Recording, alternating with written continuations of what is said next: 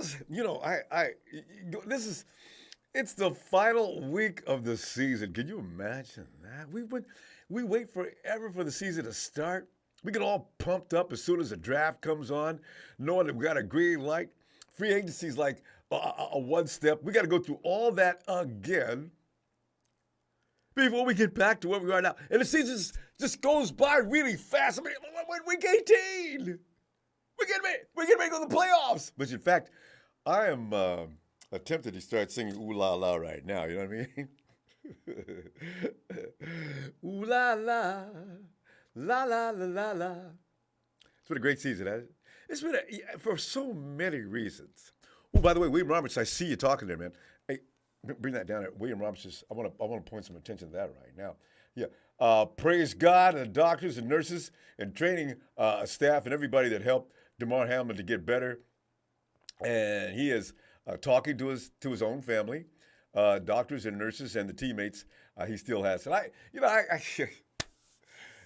because it would have really put a real bad asterisk on the good times this season to have a player actually go out there and die playing football. And as I said, the modern day gladiators out there performing for our entertainment. I mean, they're doing things that we can't do, and they're out there putting their life on the line. So Damar pulling through it's a feel good story, ain't it? He's gonna be okay. He's gonna be okay. Yeah. The first question he asked was, "Did we win?" I like this guy. I really do. Anyway, fam, let's get into this. It's Carve the Birds time. I know it's not going to be as good as turkey. It takes you about 35 or 40 Cardinals to make one sandwich. So, it's going to be kind of interesting to see what the 49ers, how they handle it. The Niners versus Cards in the season finale for both clubs only means something for San Francisco, as the Cards checked out any involvement weeks ago for the Super Bowl. Where's that guy? I forgot his name. He hasn't called in such a long time.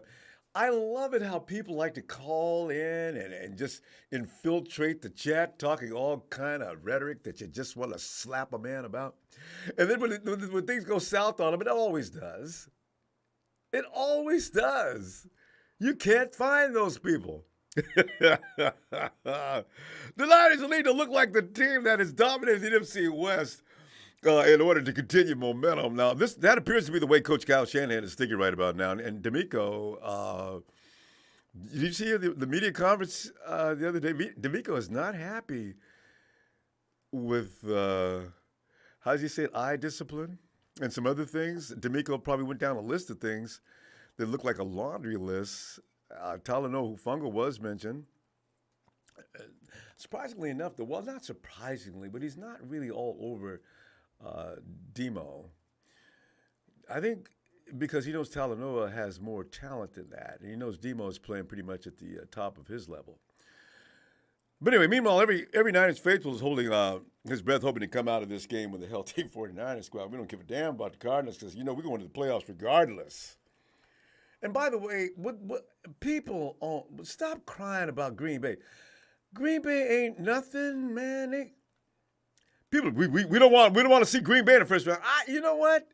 I'd rather see Green Bay than I would the Lions. And I know what you're saying, but still, Green Bay is not somebody to be terrified of. They got Aaron Rodgers. Oh, God damn it. Fam, it's Friday night. Wanted your predictions for the Niners versus Cards in this Week 18 contest, of which Shanahan is not concerned about us. Fan sentiments regarding resting players and keeping health. You better be, Kyle. If I see us got that score up too high and you're still running Kyle, I don't want to see Christian McCaffrey in the fourth quarter with the 49ers up 21 points. God, Jesus Christ, Kyle! For that matter, Johnson better be playing in the fourth quarter too. Boy, Kyle, Kyle's been snake bit. He's shell-shocked. The man has lost big-time games in the fourth quarter. How many times? Now he's out there paranoid. If anybody ever goes to the locker room, has anybody seen Kyle? Yeah, I think he went to the locker room, maybe went to the bathroom. I'll bet you they go in there in the fourth, if it's the fourth quarter, we'll probably go in there and you see Kyle sitting in a corner in fetal position with his thumb in his mouth. Kyle, man up! Good, come on! But anyway, fam, the Arizona Cardinals will be shorthanded against the Niners on this particular Sunday at Levi's. Coach Cliff Kingsbury on Wednesday announced D-Hop won't suit up for the club's season finale because of ongoing issue with his knee and something to the effect that he does not want to be bothered again with Javarius Ward. Javarius is waiting for him. Was it Javarius? I think it was. Who said that I'd like to put on some boxing gloves and go toe-to-toe?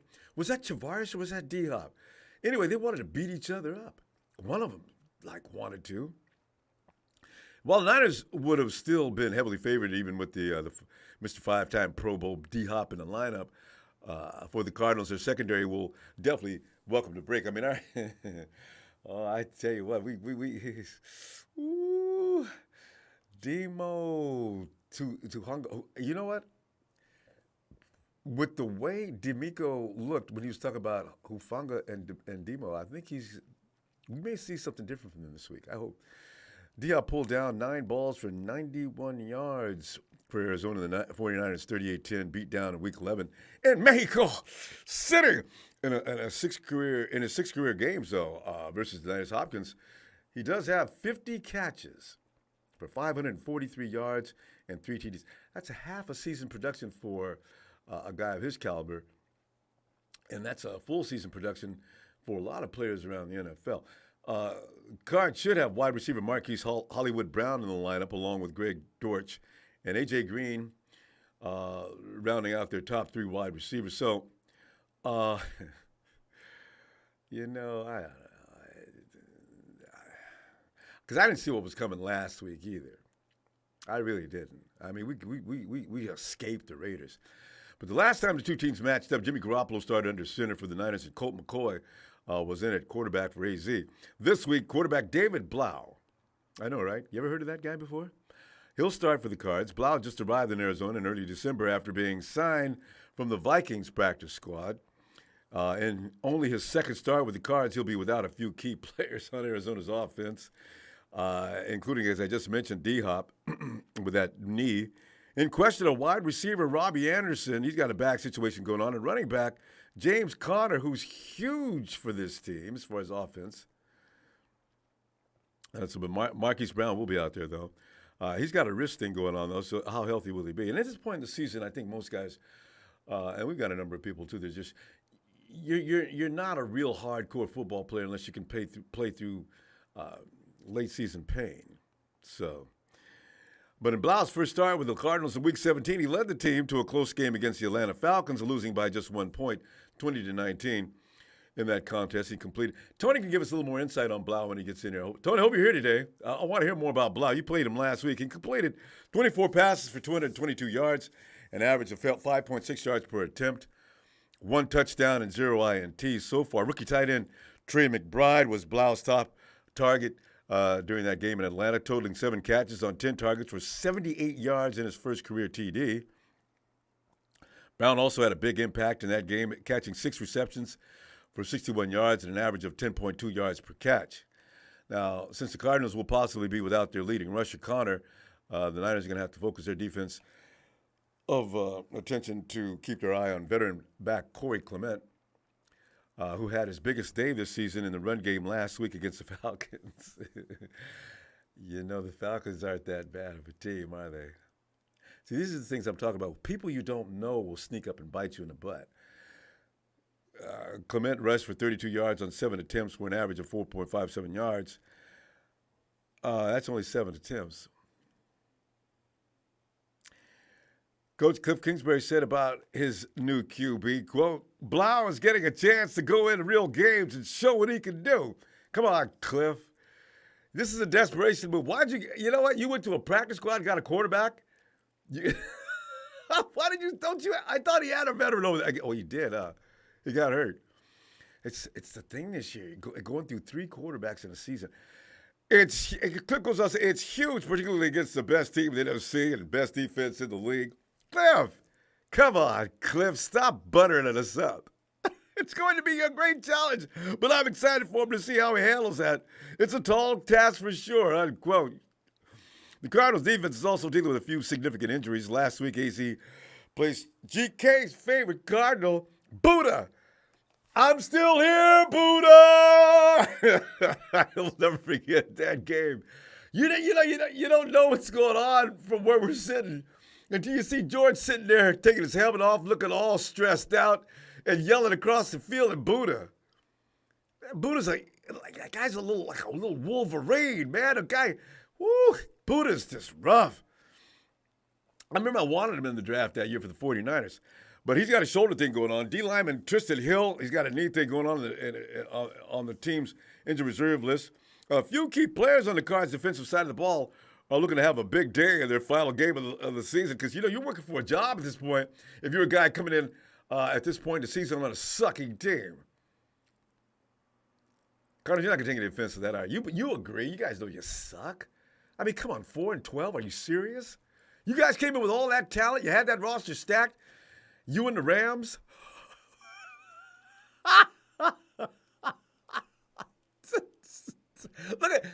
Look at all the stacked teams this year that just went, wow. I mean, they went south quick. Starting with the Colorado team, the Broncos. Oh, this team, the Cardinals. Oh, the Rams as usual. Oh. This is why when people say you got to build your team right. 49ers brick by brick, baby. You got to do it. If you ain't got no foundation, you're building your house with drywall. I mean stucco and plastic and duct tape. It's going to fall down the first wind that comes along. Rams, Broncos, Cardinals. Keep spending that money, though. We like that. Use all your draft picks. We'll own the West for the rest of your natural lives. And after 10 years in the league, defensive end J.J. Watt has announced his retirement, and he will have his last game in the NFL on this particular Sunday versus San Francisco. Now, with that fact in mind, in this final year, Watt has notched 10.5 sacks and 15 tackles for a loss. Boy, the dude is legendary. He's going in the first round to the HOF, man. They're making it his sixth season for 10 or more sacks. Offensive line and run game coordinator Chris Forrester said on Thursday that the rookie offensive lineman Spencer Burford will be tasked with scouting Watt in preparation for the Week 18 matchup, according to Coach. Forrester coach also said, JJ is just a great, impactful player. He makes big plays at critical times in games. He has his whole career, unquote. Yeah, we watch that a lot. Yeah, I'm glad we didn't have to play him all the time, or he's not in our division. The Cards into the regular season finale looking as bad as the Rams with that 4-12 record. Notice I like to continue to talk about the Rams because Rudy's been working me on Twitter. Listen, if you haven't followed me on Twitter, come on over and with the rest of us and work Rudy. Boy, Rudy, you know what I love Rudy's angle the best? He came up with a new wrinkle today, just a little while ago, in fact. Rudy says, I just want to mention to you 49er fans that, during the salary cap era, we have had multiple Super Bowls, and we're the only team in the NFC West that's done that. Rudy, you got two. Come on, Rudy, hermano, you got two. That's it. That's not special. And you just got that one last year through a hope and a prayer and luck. It was hugely luck. How dare you call me? How dare you call me, Rudy? Call me. However, though the Cardinals, the team has a history of success in Santa Clara. Our Cards are 6-2 all the time at Levi Stadium. Did you know that?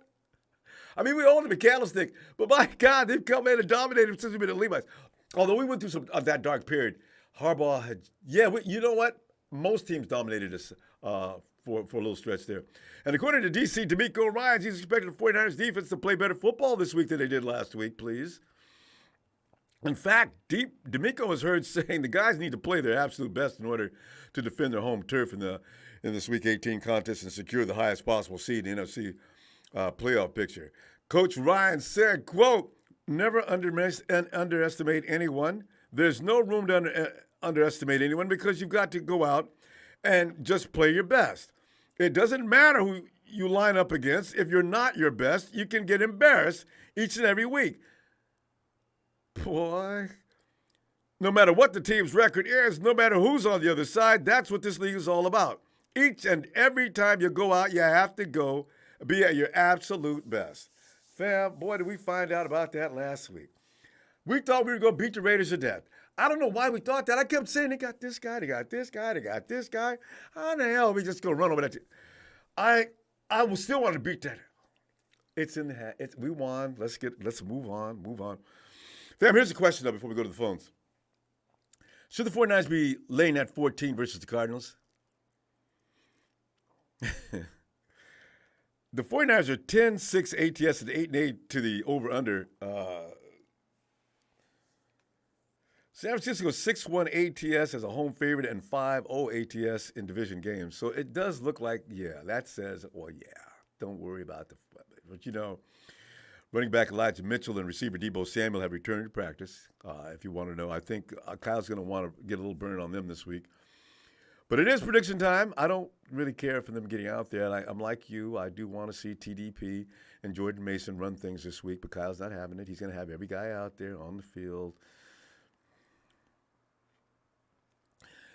By the time San Francisco's game kicks off, the Vikings will have likely defeated a Bears squad that will have started Nathan Peterman. Nathan's still in the league. Huh? And the Philadelphia Eagles contest against the New York Giants will be commencing simultaneously, indicating that the 49ers will have their incentive to win the game to either keep the 2 seed or somehow capture the number 1 seed if the Eagles happen to falter as a 14-point favorite, as they're favored by 14. Fam, can you see us now in the 14th? Oh, my God! The Giants are beating the Eagles. It's 21-7 with 4 minutes to go in the fourth quarter. We got this. We're 10 points up on the Cardinals right now. We'll be fine. Tick, boom. Touchdown, Cardinals. Oh, God, here we friggin' go. It's not going to happen. I'm just clowning. It's not going to happen. Neither scenario is going to happen. The Giants are not going to beat the Philadelphia Eagles. And we are not going to struggle with the Cardinals, damn it, no. The Niners have been dominating at home and in the division, but late season matchups between teams that need to win against teams that have nothing to play for have often led to inflated lines like this one. Vegas is trying to make money. Don't get beat on this. With teams nothing to play for, covering against the spread at a winning percentage. That's just the way it is. Hence the question, should you be thinking the Niners are going to blow the Cards off the field with that 14-point lead? We can anticipate the Niners coming out strong in the first half, making the Niners' first half spread of the Cardinals. First half team total under reasonable lean. But you could easily see the Niners taking their foot off the gas in the second half and 2 TDs, being too many to delay for the full game within the division after the Cardinals were embarrassed the first time they met. They're still pissed off about what happened in Mexico. They got embarrassed by us. They were embarrassed by the fans out there cheering everybody but them. It was just really embarrassing. They're going to come in with a mad on. I just know it. If Shabazz was here, Shabazz, come on in, man, because I know you're in here somewhere. Get in here, Shabazz. I want to hear from you on this. If you don't come in, Shabazz, I already know what you're going to say. You're going to say, hey, y'all, look, pick plus 14, meaning take the 49ers to win and celebrate a successful regular season. But collect that money and don't take that sucker bet. Go with the Cards. I know, Shabazz, I know you. I've been channeling you ever since I saw that 14-point last. That's a boy. That don't do it. Don't do it. I just know it. But you know what? I don't know it. Call me a sucker. The Niners win this game 31-10. Damn Skippy. You know what, fam? D'Amico's criticism of his D has got to be weighing heavy on the defense that broke his heart versus the Raiders. The guys will be looking to make it up to D'Amico this Sunday. I'm worried about the Cardinals. The 49ers will come out with mud in their eye. I really believe that. And Brock is feeling better. Them obliques are not hurting. He looked good last week. Coming from behind and still playing ball. He used to win that ball. And we do it. Watch Brock's. He's got that thing with getting the ball blocked down. You heard Lombardi talking about his dad. He was in the Giants double A league, triple A league. Anyway, he was on par to become a Major League Baseball player. JC, what's up, JC? Got my tickets to Sunday's game. Can't wait to wake up and put on my 49ers drip. 10 straight. Yes, indeed. Tony Angelo. I remember. Tony the Hawks fans. Hey, Tony. I he's honestly wanted Pete to throw in the towel since they are not competitive to do anything postseason and focus on the 23 season. Good luck to San Francisco. Tony, thanks, Tony. There are some good Hawk fans out there. They're not all like, what's that guy we had to deal with last year that had that strange name? Four Hawks fans used to hover around in here just constantly talk. What's that dude that used to write in caps all the time? He'd have his word was always all this delusional. Robert Slavin, 49ers, 38 cards, 10. First round Packers, 49ers, we win. Next Bucks, 49ers, we win. Giants at 49ers, we win. 49ers versus Bengals, we win. Just my thoughts. Party MVP, Robert Slavin. I love the sound of that. Oh. Yes. Guys, thanks for those contributions. Really appreciate it. Oh, well, it's a big show. It's yours truly, Mr. College Football Guru's brother from another mother, a.k.a. Big Show's birthday, Ronbo. Can I get a birthday song? 4928 AC 10.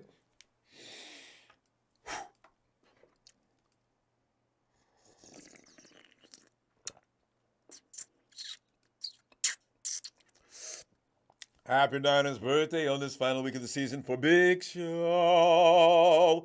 Happy Niners birthday as we get ready to go into the path to the postseason.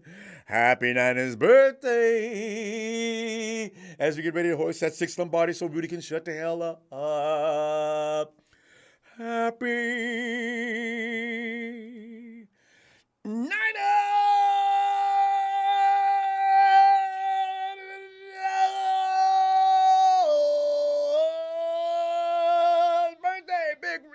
Big show.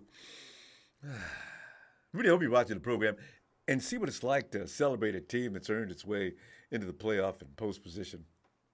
See, really, because you're going to be watching us a lot in the years to come. And Bobo, 49ers 35, Cards 9, and Giants 24, Eagles 22, number 1 seed, San Francisco.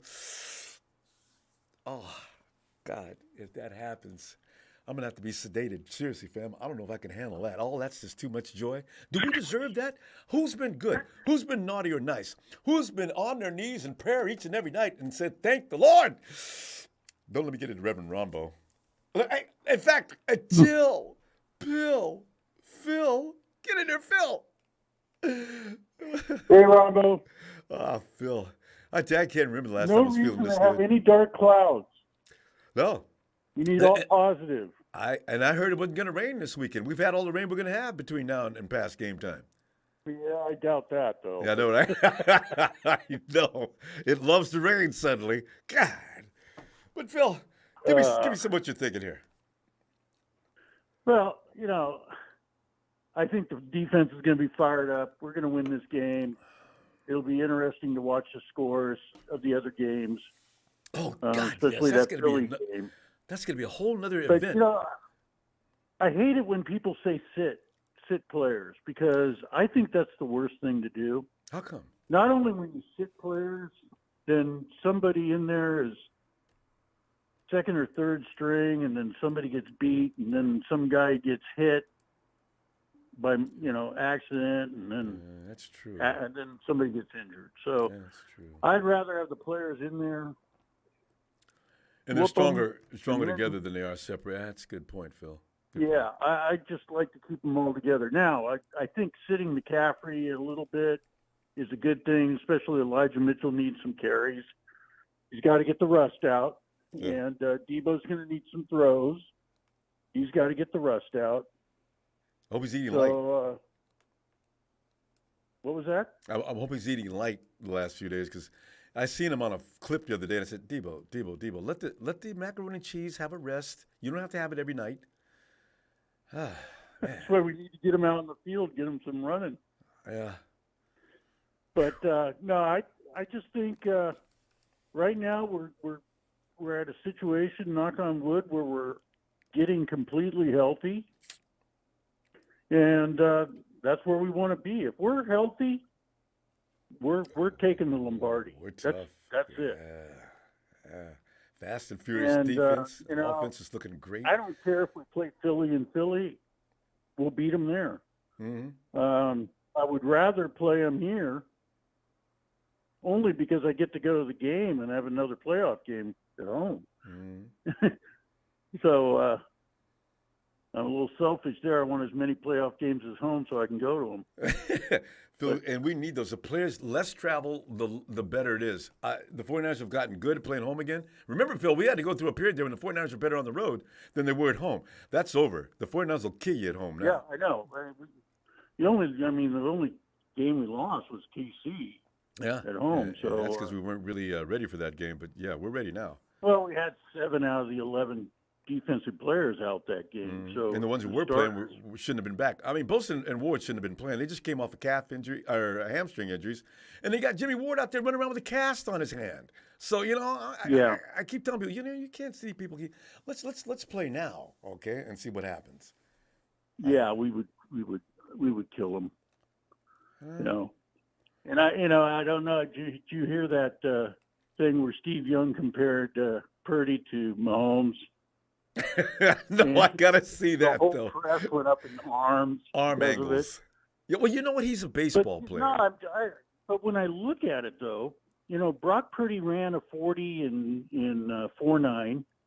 Mahomes was a 4.85 guy. But Brock Purdy's Purdy faster than Mahomes and short. Mahomes has elusiveness. Yeah, I mean, Mahomes has a stronger arm. I'll give him that. But but Brock Purdy, Mahomes didn't play a game when he was a rookie. So he did that last game of that season. But Purdy's speed, it's like Dre Greenlaw said, he can run this incredible time within a short distance. And Dre says, shit, that's a 4.3, dude. Yeah. So, I like our situation. Keep Brock upright. Don't let him get hit, and we'll be fine. I and agree. This game should be a walk. Yeah. With all the players, I mean, the only thing Arizona's playing for is Kingsbury's job, and I don't think they want him to keep that. So, and they're contractually obligated to play this game. Every year, Phil, you wonder, players going in, they've got absolutely no prayer of postseason. There's nothing left for them but to finish this game, hurry up and go home. So, if you're a Cardinal, I'm making a lot of business decisions. A guy's coming down the field 100 miles an hour. I'll dive at his feet, but I'm not getting hit. Why would I get hurt now? I got to rehab into the middle of next season. Not going to happen. Their heart's going to be into the game at all, and I think we'll crush them. But we'll be watching that scoreboard. And, we still have to play for the number 2 seed. If Minnesota wins and we lose. Yeah, we got to hold on to that. So, there's a lot to play for in this game, and I don't think Kyle's going to give it any chance for error. You can bet on that. Oh, you can bet the farm on that. I mean, Kyle, you know how Kyle's gotten scared. He's still afraid about these fourth quarter meltdowns he's had in some of these historically huge games. He's really grown paranoid. It's affected some of his judgments at times too. So. Yeah, but I can tell you one thing: he ain't gonna let this game get through his fingers. Phil, what do you got for a score before we say we'll see you Friday or Sunday? 35-7. 35-7. See, we're all up there around the same thing. Yeah. All right. Phil, always a pleasure. I'll see you Sunday and enjoy that part. Phil's gonna be out in the parking lot. Look for a van that has a big black flag flying. Of course, it's not raining. Hopefully, not too wet. Yeah. According to weather. All right, Ronbo. All right, Phil. Have a great night. All right. Take care. You too. Bye. Bye, Phil. And what's that? Herb Overland? Herb Overland. I had a birthday on Sunday. In that case, Herb, allow me. What am I doing? I'm doing Herb. His birthday. No. Who's this? Oh, Matt S. Matt Herb Overland. That's your username. It's Matty S. I'm in Bend, Oregon. Damn it, Matty. Happy, good time to be alive. Birthday as a 49er fan. It just can't get any better than this. Look out the road ahead. It's talking straight highway in my 49er Roddy. You know that Maserati? 49er Roddy. Mighty. Get ready to celebrate. The most exciting Sunday of all time between what's going on in the field, what's going on in the scoreboard with other teams around the league to determine our fate, which is going to be nothing but coming up roses. Happy, happy, happy, oh, happy night. Birthday,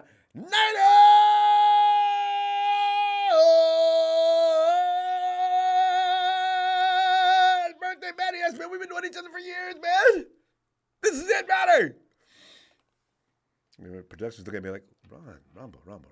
Would you please not get carried away? I got this unbridled energy going on because of the fact that we're in the position we are in, and we're going to be watching the Eagles and Lions. It's going to be such an intense Sunday. Tony! Ronbo. Dude, I got to calm down here. I haven't had anything to go fast or anything. I don't know what the hell's wrong with me. Tony, this is a very exciting weekend. Last weekend was exciting. Every weekend for us is exciting. As 49 fans, unlike Rams fans, it's just a wonderful time to be alive. Well, I'll tell you what, Ronbo. Yes. The good news is that number 3 guy from the Bills is off the he's doing better. ventilator. He's breathing on his own. Yeah.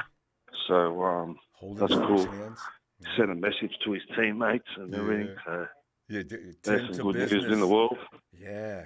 Stay with your objective. You got to go out and win. Yeah. I'm just grabbing a beer. Feels good about that, don't I? Yeah, get that beer. You know, I'm delighted though because it would have put a mar on the season had we lost that kid. I was, Yeah. You don't want to see things like that. No. How are you going to celebrate That's anything? terrible. Oh God, yeah. So we can help him celebrate, Ronbo. Yeah, we can. Yeah. We can help him celebrate. Cook some Cardinals for him. Yeah. Put a lot of stuff with it because there's not enough meat there to make a meal. Yeah, we take about 20 or 30 over there and throw some seagull meat in there. Just pick through all the wings and the legs. Take you a while, but something to munch on. It's Joseph Smiley. That's what I was thinking about. One of the most annoying Hawks fans I've ever seen. But go ahead, Tony. Let us talk about this game coming up. Are you taking that 14 points? 14 points. Which way? We're supposed to be winning it. Yeah, right. That's the question. Because we're favored by 14. That's the kind of spread. This isn't college football. Yeah, I'm taking it. Would you take it? I'm taking it. Yeah. All right, go ahead, Tony. I need to have more faith. We've got to make a statement. 31. Well, it's a bounce-back game, and we don't know who the quarterback is. And, I like what D'Amico Ryan said, these guys have got to stop playing hero ball. he was specifically talking to one player, too, which was funny. But he didn't mention any names. I hope they don't make him feel too uncomfortable. Tyler's been playing good football, except on occasion he makes a bad judgment. I think he's just a little bit overconfident, Ronbo, and I think that's what D'Amico was getting at, just settle down, take it easy, watch the ball, take a step back. You got the angle, you can cut the angle off if the player gets the ball. If it's when it gets released and it's in the air, and if you got time to jump the route and go for an interception, that's what you do. But you don't do it too quickly, too early. Yeah, that's what D'Amico's basically saying. You got eye discipline, guys. Eye discipline. Read the goddamn room. As you can see what's going on, make a decision, but don't get too overindulgent there in your own ability. Just watch what you're doing and let that guide you. I think Talanoa is getting. You may have hit it right on the nose, Tony. He's getting overconfident. He's looked awesome at times in the beginning of the season, especially, and now teams are starting to get used to him. So, well, I don't think it's the teams, Ronbo. I think it's him personally, because you think about it. You got so many interceptions, INTs. And now you become so confident that you think you're going to do it every play, and you forget the fundamentals that you had when you made all those things. So you might be, like I said the other day, you might be jumping the route one step or two steps too early. Fast. Just hang back a little bit, hang back. So I think it's just him being a little bit overconfident. Not much, just a little bit. That's all it takes to make a mistake. It's just one split second. I'm surprised Polamalu hadn't talked to him about that. I bet he has too, though. He probably has, but I'm looking for linebackers and especially Nick. I'm looking for Nick Bosa to have a big game, because he would have been spewing that he didn't get a sack last game. So he's going to be on fire. He had that bug last week that was going around the locker room. I don't know that affected him, but normally any kind of virus situation like that, it can wind you a little bit, take a little bit out of you. Not a lot, because he's already in great condition. But you're right. I suspect Eric Armstead's got it right now, from what I understand too. Yeah. They'll pump him up with some vitamin C and some peptides and whatever. They'll be right. Yeah. But the other thing I was thinking about the other day was, I remember at the beginning of the season where Fred Warner was getting taken to task about hanging shit on his players and holding them to account. You know what I mean? Mm-hmm. And that's paid dividends throughout the season, hasn't it? No one's worried about that anymore. I know, he looks a lot different this year. I'd forgotten about last year, actually. He's been so good this year. Remember when they were saying that Fred was being too hard on his players and he was holding them to account during practice and this and that? Maybe he was being a little bit too hard and all that. Remember that? Yeah, I do. And in fact, some players didn't appreciate it. I bet you they appreciate it now. Yeah, especially Brandon Ayuk. He doesn't know it. He should thank Fred later. I made you, dude. Man, don't start. I guess Brandon's probably still a little bitter about that. Yeah, but Fred said it. The way he eloquently put it, he said, "Look, if I'm holding my players to account, that means that I have to play just as hard. Damn Otherwise, these guys are going to make me look stupid." Exactly. So, all I'm saying is, look where the team is at the end of the year, and that hard-nosed, hard ball, keeping all those players to account, the secondary, everyone that he was going up against, has paid off. Damn right. And Fred's the kind of leader you want. The one that doesn't give a damn about your ego or anything else. I'll tell you how I feel about while you're playing. Tony, exactly. Put your ego aside. And should have been left at the door anyway. Tony, give me a score. We're going to run out of time here. What do you got for this game? I'm going to go 35-12. We all feel we've been crossing 30 every week. We're going to give him this week. I'm going to give him two field goals and a TD, 6 points. They're going to go for the two, and they're going to miss it. Yeah, 35-12. Yeah, I like that. And the fourth quarter, they're going to have to wait till the fourth quarter to get that touchdown, because we quit at that point and relaxed. I want to make them. I want them to tap out. That's what I want. Final game of the season. Make them tap out. I agree. Johnny, I'll see you Sunday so we can have more laughs about this. Maybe this could be an outstanding Sunday. It could. All right, Tony. Have a great brother. day. Shout out to the Niner Empire, and see you in the next chapter. Looking forward to it. All right. Good day, Tony. Cheers, mate. Cheers. I always almost say goodnight, Tony, but he's in the middle of his day. Sharon and Mama. Sharon. Ronbo. Sharon, here we are. We set the crossroad of glory. If the Eagles should mess up and wet the bed against the Giants, which is not impossible, and we go ahead and steamroll these Cardinals.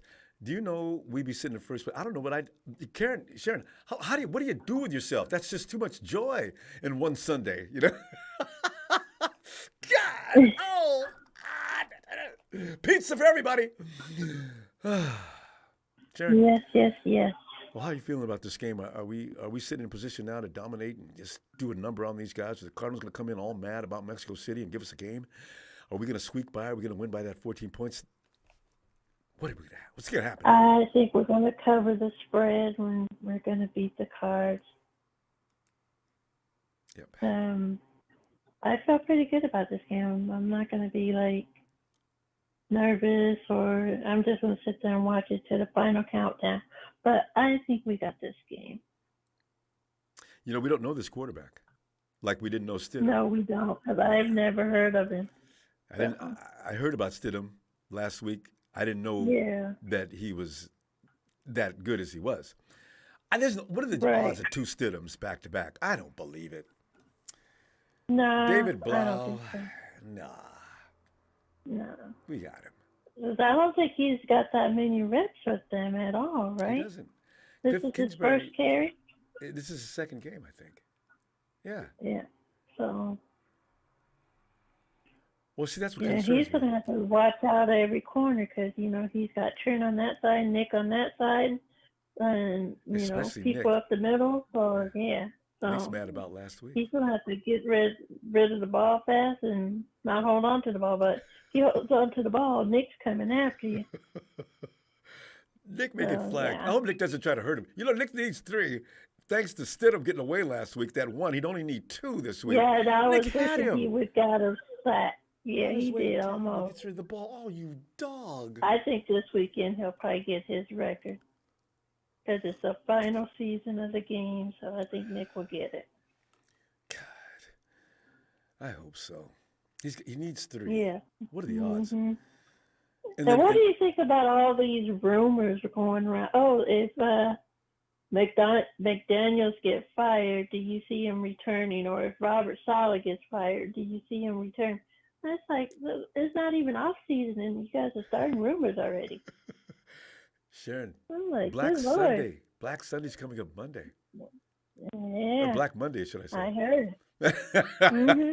People are going to get fired right and left. Kingsbury, I put Kingsbury number 1. Oh, yeah. Robert Saleh's not getting fired. No. The Raiders, I think they'd owe McDaniel too much money. I don't know that they'd fire him. They should. I think he had a lot to do I with wouldn't be surprised. Yeah, this is his second time screwing a team completely up. Sharon, they had talent like most coaches would have took all the way. Oh, they got talent. I mean, he did a little bit for him by turning it around a little bit, but not as quite much. But I think he's gonna be canned. Just watch and see. They're gonna say he needs a second year, maybe, to work with that team. Maybe to get things right. But but they had a scary level of talent. But anyway, that's their problem. Sharon, this is with the Cardinals, though. What are you thinking about as far as putting players out there? Keep them out there too long. We need to win this game, but we don't. Phil says we should keep all our guys together so they can take care of each other. I still don't want them out there all day. Phil, I believe in Phil, but I'm just saying. I understand what Phil's saying too, but I know we need this game. But if we're up by a lot of points, I would say take them out and put our rookies in and finish the game because we need everybody healthy for the playoffs. We don't need nobody to get hurt right now. This is a do or die situation. We need this win. Okay, fine. Play the guys for a little bit and Kyle take them out and let them rest. Don't play them the whole game. No, and we're lucky. Buda Baker's not playing. You know how he loves to hurt George every time he sees him. Yeah. So we won't have to worry about him or DeAndre Hopkins or anything. So I think the only one that we have to look out for is AJ Green. AJ Green. Actually, Hollywood Brown's going to be out there. He's fast, so he's going to go after Demo. That could be an issue. And I know if Kingsbury's smart, but he's not. But he might think about it. No. Run Hollywood Brown and Demo all day long. If their guy can throw the ball far enough and fast enough, they may have something there. We'll see. It might start out a little slow like all games do, but I think we're going to get it done the second half. I do think like always. So. I think it's going to be a pretty good game and a pretty good finale season. It's just long, Sharon, as I don't see Talanoa chasing into the first I don't want series. nobody getting hurt. Yeah, well, yeah. We don't need that right now. Well, Sharon, you and Mom score. Let's have those. Between you and Tiflo's wife and Mom, these are the scores I watch the closest. Ali! What do you think, Sharon? Mom says 31-20. Okay. I'm going... Mom's giving him 20. She was right last 20, week, though. I want 27-14. That just covers that. No, that doesn't quite cover the spread. Okay. Mom does. Ronbo, next week is my birthday, so can I do the birthday shout out? Next week? Sharon, that's right. Next week's playoffs. We don't know what this game schedule is going to be, or you're going to be free to call in, do we? So in that case, let us go ahead and pre-sing. Oh, ho, ho, it's happy birthday time again. It seems everybody's born around the right time. It's celebration. Can double, triple, and forple, depending on what happens Sunday. But in the meantime, let's recognize it's Sharon's birthday. Happy Nina's birthday. Sharon. Happy Nina's birthday. Dear Sharon, happy Nina's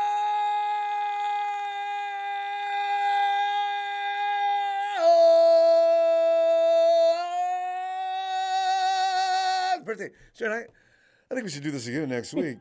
Especially if everything goes well this weekend, we end up being the #1 seed. Exactly. Yeah, Thank you, Rambo. I love it. It's my pleasure. You're welcome. Night, Sharon. Say goodnight to Mom for me, too. All right. Good night, Rambo. Let's go, Niners. Yes, indeed. Luis. Hey. We all talking playoffs. You know who's not talking playoffs? Joseph Smiley's not talking playoffs, and Tommy Testosterone. Those sorry Rams. Worst Super Bowl hangover in the history of the game. 38-7 Niners. Or it's Wednesday as the Addams family.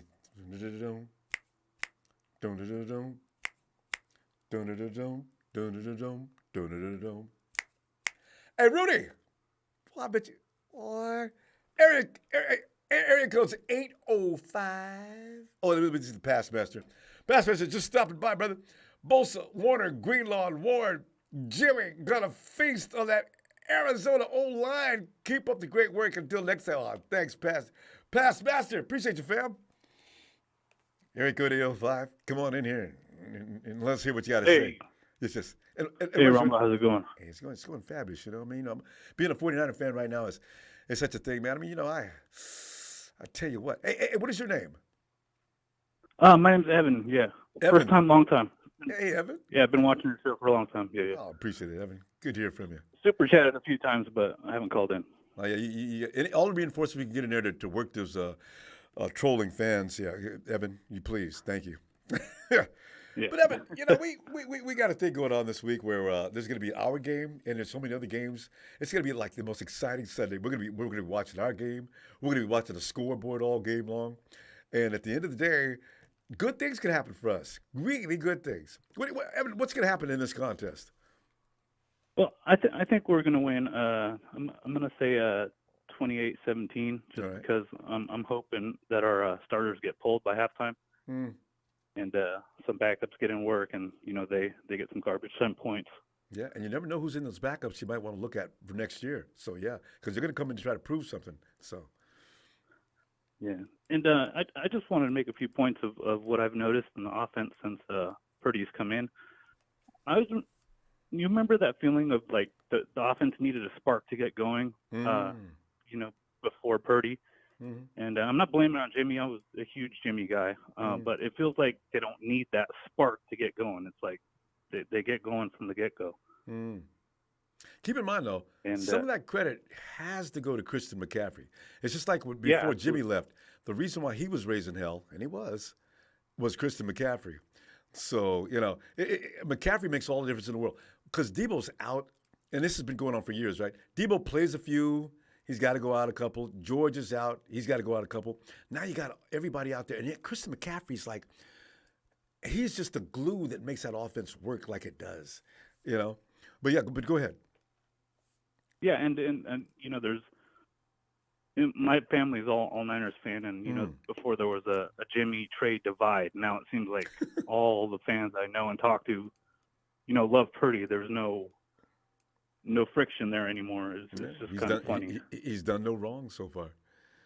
So yeah, and I watched him a lot in college, and I've been watching college football, for the last 20 years or so. And I've never seen Iowa State on TV until he got there.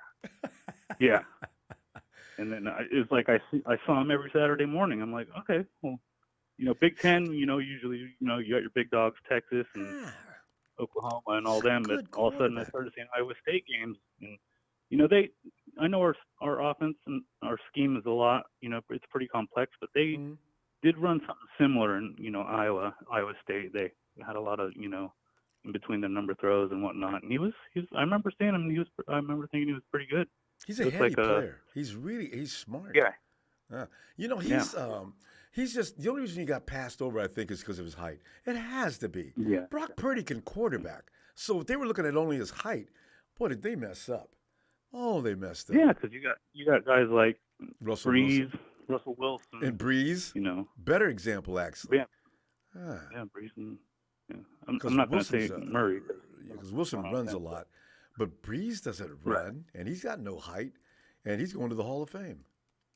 Yeah, and he actually said he modeled, part of his game after Breeze. Which makes sense. Yeah, I like him. And I like the way he thinks. I like his quickness, his reactions. And he's only played 5 games. We have not seen not even nearly finished pro product, especially under Shanahan. And Greasy is a great coach, apparently, because Jimmy's game picked up 3-4 notches this year. Purdy comes in looking good. We didn't get to see much of Lance, but Greasy did a number on both Purdy and Garoppolo. So got to give him credit. And I didn't trust him as a coach. Yeah, I'm interested to see what they're going to do with I feel like it's going to be an open competition at the beginning of camp, but Purdy already has twice as much experience as Lance in the NFL, and 3 times as much in college. If Trey just had that 1 year. If Purdy gets to the second round of the playoffs, it's all over. It's his job. Yeah. I mean, maybe they'll Trey still got to. He's lost 2 seasons. Wide back or something. Yeah. No, he's got to come in and he's got to continue to work. He's lost 2 seasons, Evan. You can't lose that much time and be considered starting material now. Not now. And him and Purdy came in equally, another story. But now you see what Purdy's capable of. You're riding into the playoffs. We've scored 30-something points every week since he's been there. You can't pull him out. You can't. Yeah, and I'm kind of fearful for next off season, because there's going to be someone trying to poach him, and who knows, if they, Purdy or Trey. I mean, oh yeah, no, you never know. Purdy, they can't. They're both under contract. There's a couple teams, like the Colts are always looking for a quarterback, and they'd have, what they'd have to give up. The 49ers always say, we're open to any deal. They'd have to give up first-round picks. The 49ers, if you're going to take something from them that they want, you got to pay a huge price. And I think they know you're not going to pay that price. But if you do, we'll take it. So they would take 2 first-round picks for Purdy if he gets to the playoffs, especially if he gets to the NFC CG. Oh, hell yeah, they'll ask for 2 first-round picks. Will somebody give it to him? I don't know. For Trey Lance, he's not going to get 2 first-round picks now because he hasn't shown anybody enough. But, yeah. Yeah. So. Yeah, we'll see what happens. Hopefully we, make a deep run and keep playing the way we are. We got a great team, Evan. Like people always tell me, we got to relax. I can't do it, but we got to try. When you put up our roster against, other teams in the NFL, we're good in defense and, Offense. Offense, we got number one in both weapons categories. everywhere you look. Damn right. Yeah. Evan, we got to go. We're a little shaky. Yeah, we're shaky in the secondary, but I think that that can be. That's something we got to work on next year. But Evan, tell you what, great to meet you here on the line, on phone, and we're gonna see you Sunday. Hope you got some time. All right. Right on. Yeah. I'll check in, and I want to shout out Tony over in Australia because he's my favorite caller. Hey, Tony, there you go. Your fan club is building, babe. All right. Thanks, Evan. All right. Have a great night. You too. Jesus and Eddie. We can tell, boy, Cat's having a good time. But I can't stop singing Rongo. Woo! Jesus, how you doing, man?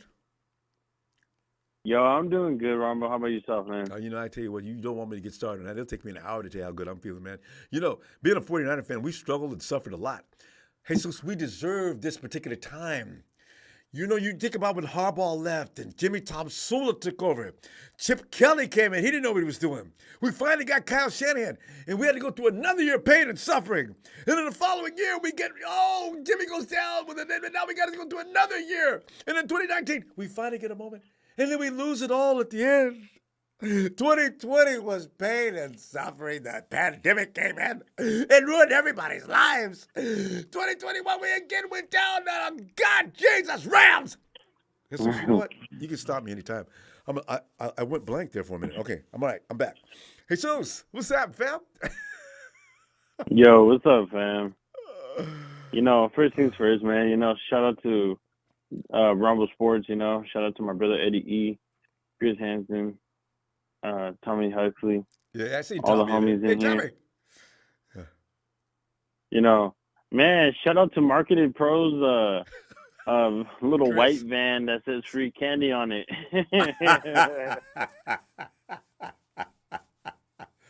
Hey, MP, what's up? Worst team in NFL history after a Super Bowl. Don't you love that stat? And Rudy comes in and says to me on Twitter, we're since the cap era began, we're the only team in the NFC that's West that's won multiple Super Bowls. What? Dang. Rudy, the one in St. Louis, I don't know if you need to be all excited about it. Don't you live in L.A.? And you got one just last year by accident. You got 2 Super Bowls. Don't try to discredit the 49ers winning all them trophies. It's not helping you any. You're embarrassing yourself. He doesn't care. God. There's Rocco. Man. Santa Clara Niners, 0 rings. Okay, you know what? We're going to change that this year, Jesus. Go ahead, man. I'm going to stop interrupting. Go ahead. Yeah, I really feel like this is our year, Ronbo. I never felt any other year, even with Harbaugh, when we all knew that we were going to face the Ravens, I feel like we're going to win it all this year. I feel, I really want to see,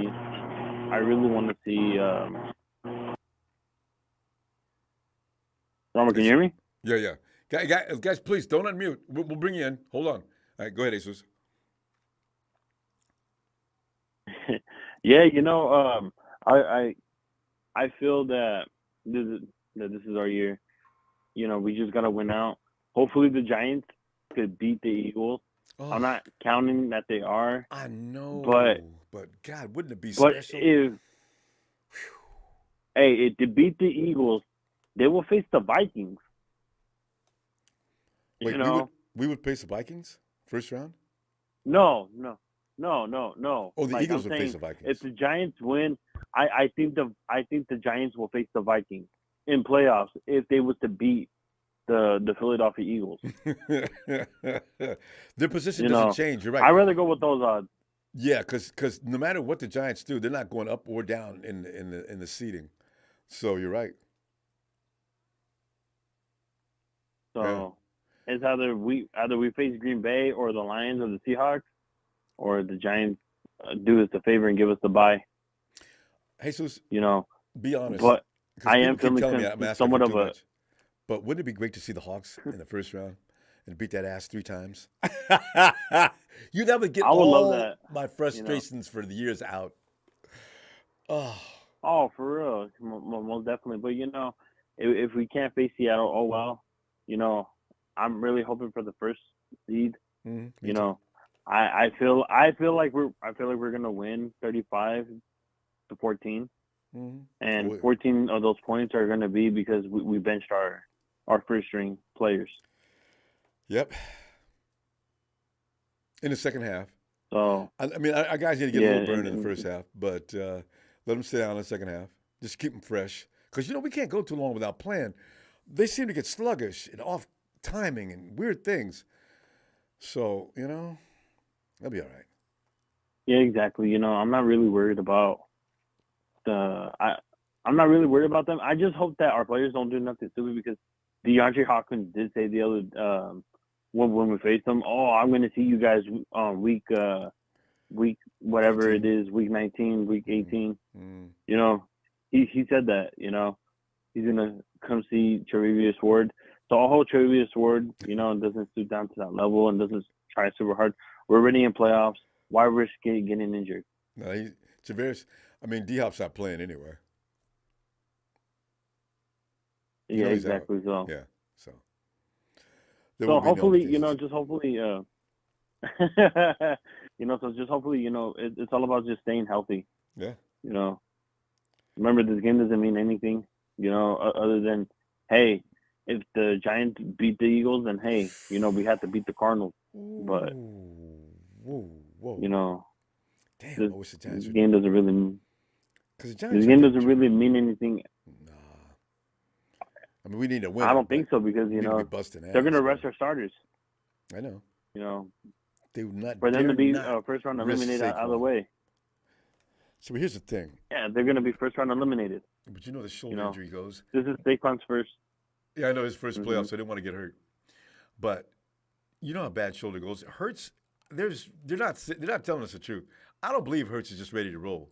If he calls, this is going to be real short time on the field. No, he's hurt. Hey, they don't want to release the proper injuries that's going on with Hurts. Jalen Hurts is dealing with something, and they're just saving him for playoffs. Unless they're really going to risk him playing the last game against the Giants. Yeah, I got to contact Panama Queen. She's out in the Philadelphia area. She's keeping an eye on that situation and see who's lying and who's not. And I think somebody just said they've been in contact with Panama Queen, and she says, no, Hurts is hurt worse than people are letting on.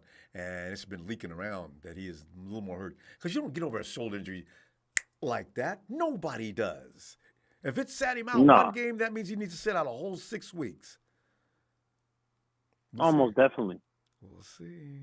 They're cutting it short with his injury, but this is playoffs. Either you be like Cam Newton and you see the ball fall, or you go out there and try to play it out. Mm-hmm. That's what Warriors are made of. They get hurt and they keep fighting in battle anyway. Hey, so you got 35-14. Remember?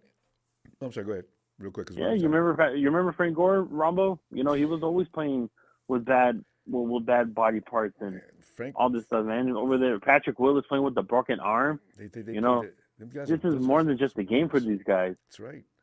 They go in. It's personal, man. These guys are serious. Hey, Jesus, always a pleasure. You and Eddie E, man. I'm telling you, I'll see you Sunday. Hope you got some time. Hopefully. Can't wait. We go celebrate. Thank you for having me on call, Ronbo. I always appreciate you getting in here. All right. I hope that the Giants defense can show up. Woo! All right, fam. See you Sunday. Don't. All right, Ronbo. Have a good one, man. You too, fam. Don't let the Giants beat the Eagles, fam. I'm telling you right now, boy, this room is gonna be on fire. I'm talking real flames leaping out with me looking with horns on my head, yelling at Eagles fans. Now you're mine. And let us go now to the chief cook and bottle washer, Papa Dragon from the household of the Dragons. Bob! Ronbo! Pop, we ain't heard from you in such a long time. How you doing? Production. I haven't talked to you guys since last year. Hey, look, I am not gonna lie. I was gonna call in, and I was watching the Buffalo game and Cincinnati game, and man, I just couldn't do it. I just couldn't do it. I couldn't do it in good faith. But I'm back because he's back. Yes, indeed. You know, Lamar as I is said, that back. would have marred up everybody's season. It's hard to be happy when you know that you watched it happen, and it just how you gonna be happy? So you know, I'm so delighted he's okay. I've seen cardiac arrest before. When my mom went through it, she was in a coma for a month. And then after that, she was in a medical nursing home for 5.5 years. So I know all about that. It's a rough road. But the fact that he's out of it, and the first thing he asked is if they won, I was like, my man, warrior, gladiator. Yeah. Period. Yes. Moving on, Ronbo. How's it been? Shout out to you in production. Happy birthday to all our favorite Ronbo sports guests. You know, don't get me started. Big Show. Yeah. And Sharon, this happy birthday to those guys. I just feel so good right now. Bend, Oregon. Yeah. I feel good. You know why? Because the 49ers have problems, Ronbo. But guess what? They have good problems. They have such good problems, Ronbo. We got more quarterbacks than we know what to do with. Ronbo, we got good problems. And they all can play, which is amazing. Nobody gets that. Problem. Now, I want to correct some people. Not correct, but I want to caution. You know, a lot of us are just feel like, you know, there's that feeling out there where they're, we're going to get to the Super Bowl and this, that, the other. And you know, this person's going to get fired and they're going to come back. You know what? The future is the future. Yes. We're talking about today. And right now, we got to beat the Cardinals. And then we got to win the next game. Take it one game at a time so your heart won't get broken. Exactly. Period. True. Period. I got sports announcers all over San Francisco right now talking about he checks all the boxes. No, he doesn't. They pointed that out. A few analysts have. True. Steve Young is like, he's the next Patrick Mahomes. I know Steve loses his mind sometimes. No, he's not. Steve, it's Patrick Mahomes. You said you can't make those comparisons with just anybody. I'll give him. He's the next Steve Bono. I'll give him that. You know, but there's plenty of things that have happened to people that come in and light the league on fire. You know, light the league on fire, and then the next year it just turns into hot garbage. once there's some tape on them. So can we just take a chill pill and enjoy the ride? Period. Number 2, I don't like Kyle Shanahan as a head coach. I just don't. I think he's offensive coordinator. Wait. Pop, did I hear you correctly just say, I don't like Kyle Shanahan as a head coach? I absolutely do not. Okay, I just want to make clear on that. Okay. Big Show's probably with you. I think he said that a number of times, too. I think he's a project manager. When shit goes wrong, he's like, it's not my fault. It's not my department. Whose department is that? Passing the buck. Pop, I'm not seeing him do that yet. He says things like, he'll deny that was not a good decision, but he doesn't lay it on anybody else. He won't. Trey Lance has got to protect himself. I mean, come on. 300 guys on each side of him. Did he say that? What I'm trying to make is that there's better leaders out there, and typically what he does is that he hires better leaders underneath him. That's why they wind up as coaches. like Greasy. I had no idea he had that ability to coach. Yeah, Greasy will probably be, if he wants it, he'll be head coach one day. Just by pedigree. His father. Exactly. You know? Yeah. He hires people that comes in and contrast his cold calculating style. D'Amico, that's all he does. Chris Forsythe. Exactly. You know what? You're right. How does he know these people? Because he gets people that have good leadership qualities. Because he don't got them. I think his dad recommends some of these guys as well. He don't got it, dude. I'm sorry, he just doesn't. It's okay though. It's okay. Trust me. I'd rather have him than Tonsula. Or Chip Kelly. Chip Kelly. With that protein shake. Chip, exactly. What are you doing? But anyway, so yeah, I mean, this is an exciting time to be a 49ers fan. I just think that right now that we're in an excellent position to make a lot of noise for the next 3 or 4 years. I think that's important. You know, no rookie quarterback has ever won a Super Bowl, but there's been no rookie quarterback that's had this cast of characters around him. Or even in position to win a Super Bowl. Right. I mean, when's the last time we got to the Super Bowl? He's got a chance. This is why he's got a chance. He has a chance because Kyle Shanahan is they are working to, they have some kind of symbiosis going on right now. Him and Purdy are linked. So he's finally got himself a link. I think that Purdy has great eyes, great quarterback instincts. These are things you can't track or check at combines. You don't know until they get into the game. True. You just don't. So he's got those quick twitch muscles. We can get out of areas real quick, but you don't want him throwing across the field like he's Patrick Mahomes because that'll get. He's not that. So as long as he just gets the ball into the playmaker's hands, let them do the rest of the work. And that's throw the ball down the field 2 or 3 times. If it's there, go get it. If he does that, I think they'll make some noise. But the question is, and this is us moving forward, everyone. You have to contemplate this right now. After this Sunday, we are going to be facing the best coaches, the best teams, and the best quarterbacks left. And there will be no week off. Every week will bring a whole new challenge. Okay, Pop. Okay. And, Pop, you're scaring people. Okay, I just want you to know. I'm not trying to. I'm just saying, take it one game at a time. This team can beat anyone in the NFL. They have it. They can do that.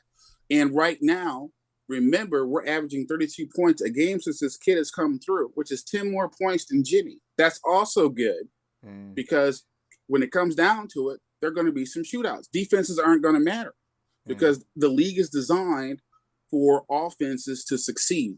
It's designed that way. We play at the old school way with the run game, but since we've been throwing to set up the run, we've been putting up points. Because we're throwing a lot now. And in fact, we were throwing before Jimmy left. Yeah. Jimmy was on fire before he left. But Jimmy was, but the key difference between Jimmy and the new guy, okay, Little Bosa, is this. It's a 10-point difference, Ronbo. Wow. It's a 10-point difference. Here's the thing, though. Also, you got to remember the McCaffrey thing. And that's what I was telling Emilio in the beginning when we weren't scoring any points yet. I said, guys, give McCaffrey time to get comfortable around here and then watch what happens. McCaffrey's comfortable I was now. worried about it. I was happy. You give me an all-pro with a garbage pick.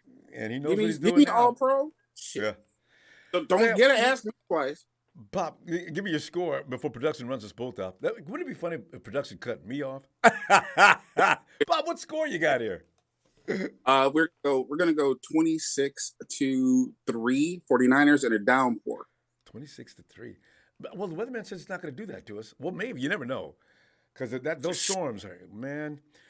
But Pop, I tell you what, I'm gonna look for you Sunday, and if you're 26-3 to right, we're gonna sing praises of the royal, the Sir. We're gonna take Queen Sir Papa Dragon.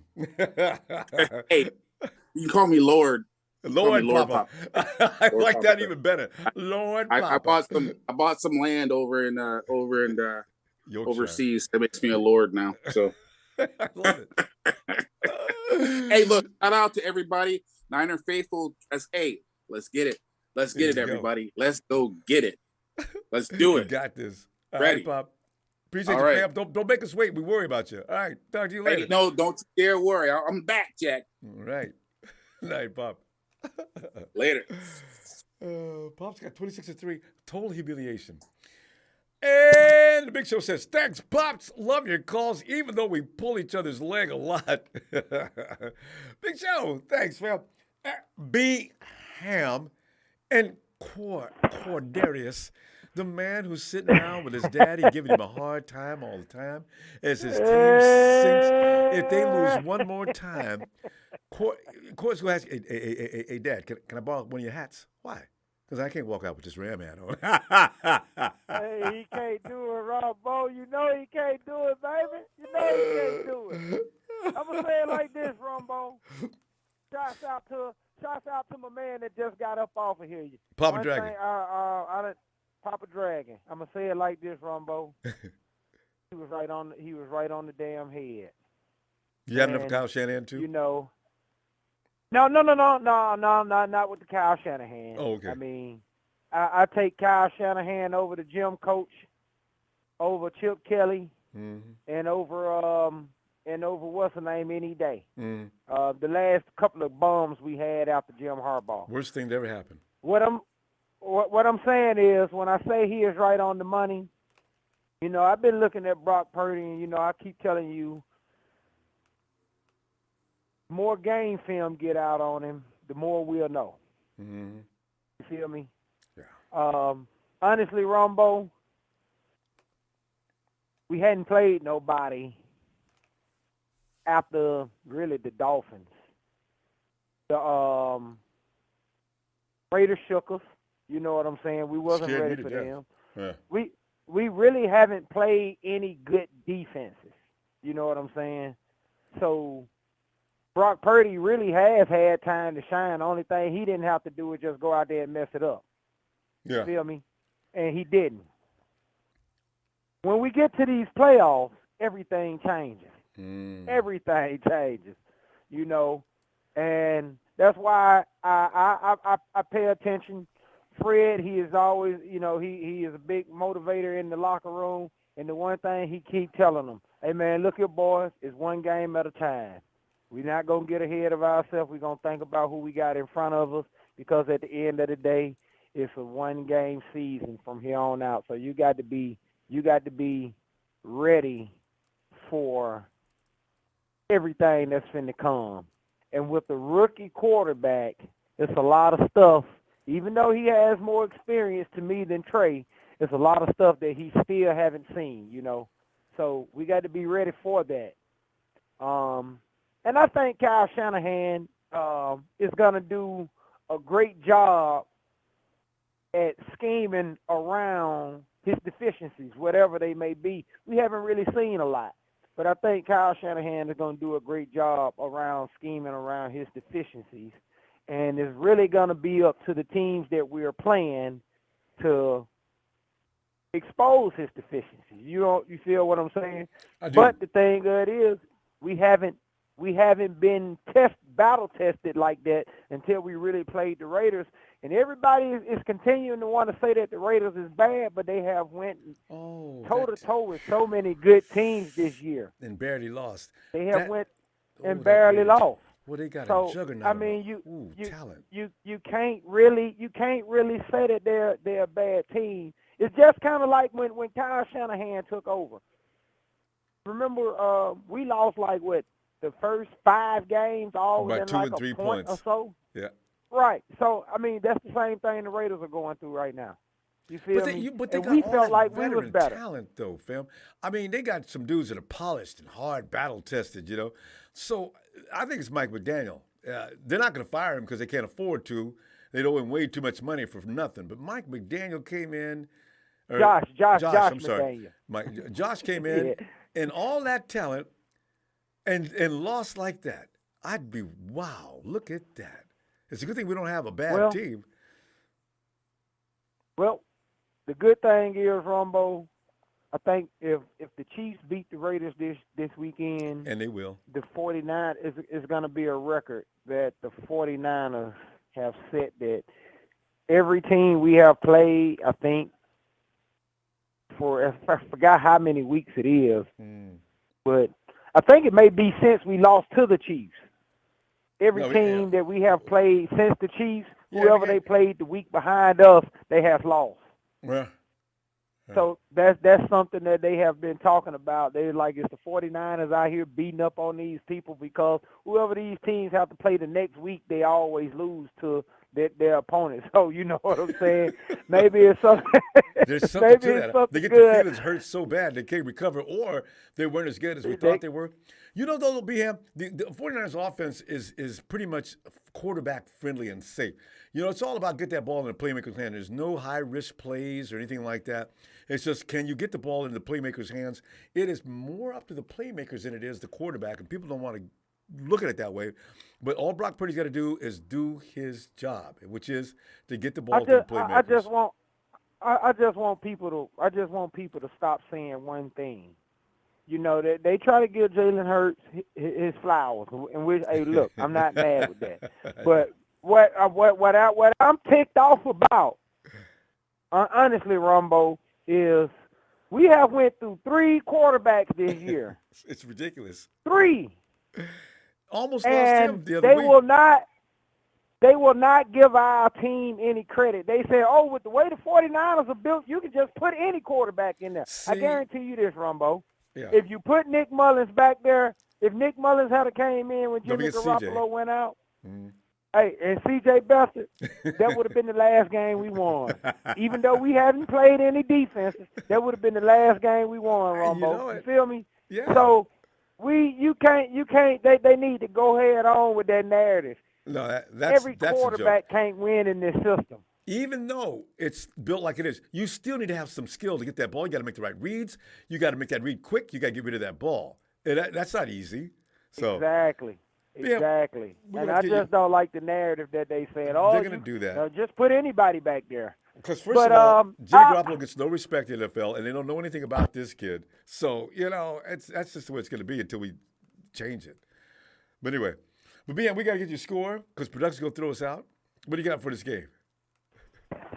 I just got to win, Ronbo. I'm not going to put a score out there. I'm not putting the score out for the rest of the year. I just want us, like Al Davis, and I'm not a Raiders fan, but just like Al Davis, I just want us to just win, man. Just win, baby. Just win, baby. I don't care how we do it. Just win, baby. Go out there and bring it home. Go out there and bring it home. BM, you on the road tonight? No, I'm home. I was getting ready to tell you. I'm saying the same to you. Just bring it home, baby. All right. BM, yeah, this is Sunday. And we may be celebrating a whole lot of things because if the Eagles jump up and beat the Phillies or Philadelphia, I mean, I must say, in the 49ers win, which I assume they're going to, and I shouldn't, but I am. Man, my God, you talk about dual separation on that. I mean, a celebration. Ooh. I don't even want a bye week, Rumbo. I want us to keep playing. I want us to keep going while we at it. When we come off bye weeks, we have a tendency to play sluggish. I really don't want the number 1 seed. I'm good with the number 2 seed. Give us 2 games at home. We'll pray that Philly get popped at home before we have to play them, and then we'll get a 3rd game at home. Yeah. Bam. I'll see you Sunday and all that. We'll see what happens. All right, fam. Okay, Rumbo. Night, BM. Night. Hey, Quindarius, hang in there, fam. Night, BM. And, here he comes. It's Patrick. Shout out to Rudy, G, D, Young Montana. We the real. Y'all the real what? Boy, I wish I wasn't on the air. I tell y'all what y'all the real is. Hey, Action Figure Archive. Thanks, fam. Texas boy. Purdy had a 30 rating against the Chiefs. Texas boy, pay attention. Purdy has not played against the Chiefs. What's wrong with you? Hey, Frank, come on in here, Frank. What's up, Ronbo? Just getting ready. I can't chill. I can't relax. Frank, this is like the most intense weekend. We've had a lot of great weekends of football this year because it's just been that way. But this weekend's got so many ramifications going on all around the NFL. I'm talking games all over the place are just so important. I can't wait. Well, there's going to be some upsets. Not with us. Frank, it ain't going to be us. In fact, Frank, what are you thinking about this game? What's getting ready to happen? Shout out to Papa Dragon, man. I agree with you. Made a lot of good key points. Like I told you, man, what's my motto? One game at a time, man. Focus on Arizona. That's it. I ain't worried about nothing else. It's Arizona. So, I just want to get the W. I don't get no scores. I just want the W, So, I don't know. They're like Devo playing, so everybody, Elijah Mitchell, I think he's playing. So. You don't want too many starters out there. We do need to win the game. I was listening to John Lynch on, what was that, KBR 1 or whatever he was talking about. Yeah, KBR. He was talking about, they needed to play just to, so they can stay on. They don't want to lose that rhythm. You know what I'm saying? So, they will. They're going to play. They're going to watch the score, and see, glance at it, but, they just got to, he said, just, that we had the only good, where he said Tony, when he was playing, Tony Dungeon, told them, you just worry about yourself, your team. And then that's how, and everything else. Keep your phones here. Keep the phones over here. So You're not going to find out what the score is of any other game. You guys, your business is in front of you. Yeah. So we just gotta, we just gotta take care. Just gotta take care of what we can take care of. We only control our own destiny, man. So, like I said, I still stand. I don't see us. If we do get the 1 seed, cool. But I think we're gonna stay locked at 2. We just gotta worry about us, man. And everything else falling in place. So only thing I do is no, too much bad. Only thing is just then we just can see can Cal get over the hump of the playoffs when it's when he's been too conservative or, been to have a lead and then let the lead slip away. So now that's my concerns with Cal. He's doing it in the regular season. I think but playoffs, but in the regular season I was doing it, but I want to see him do it in the playoffs. Yeah.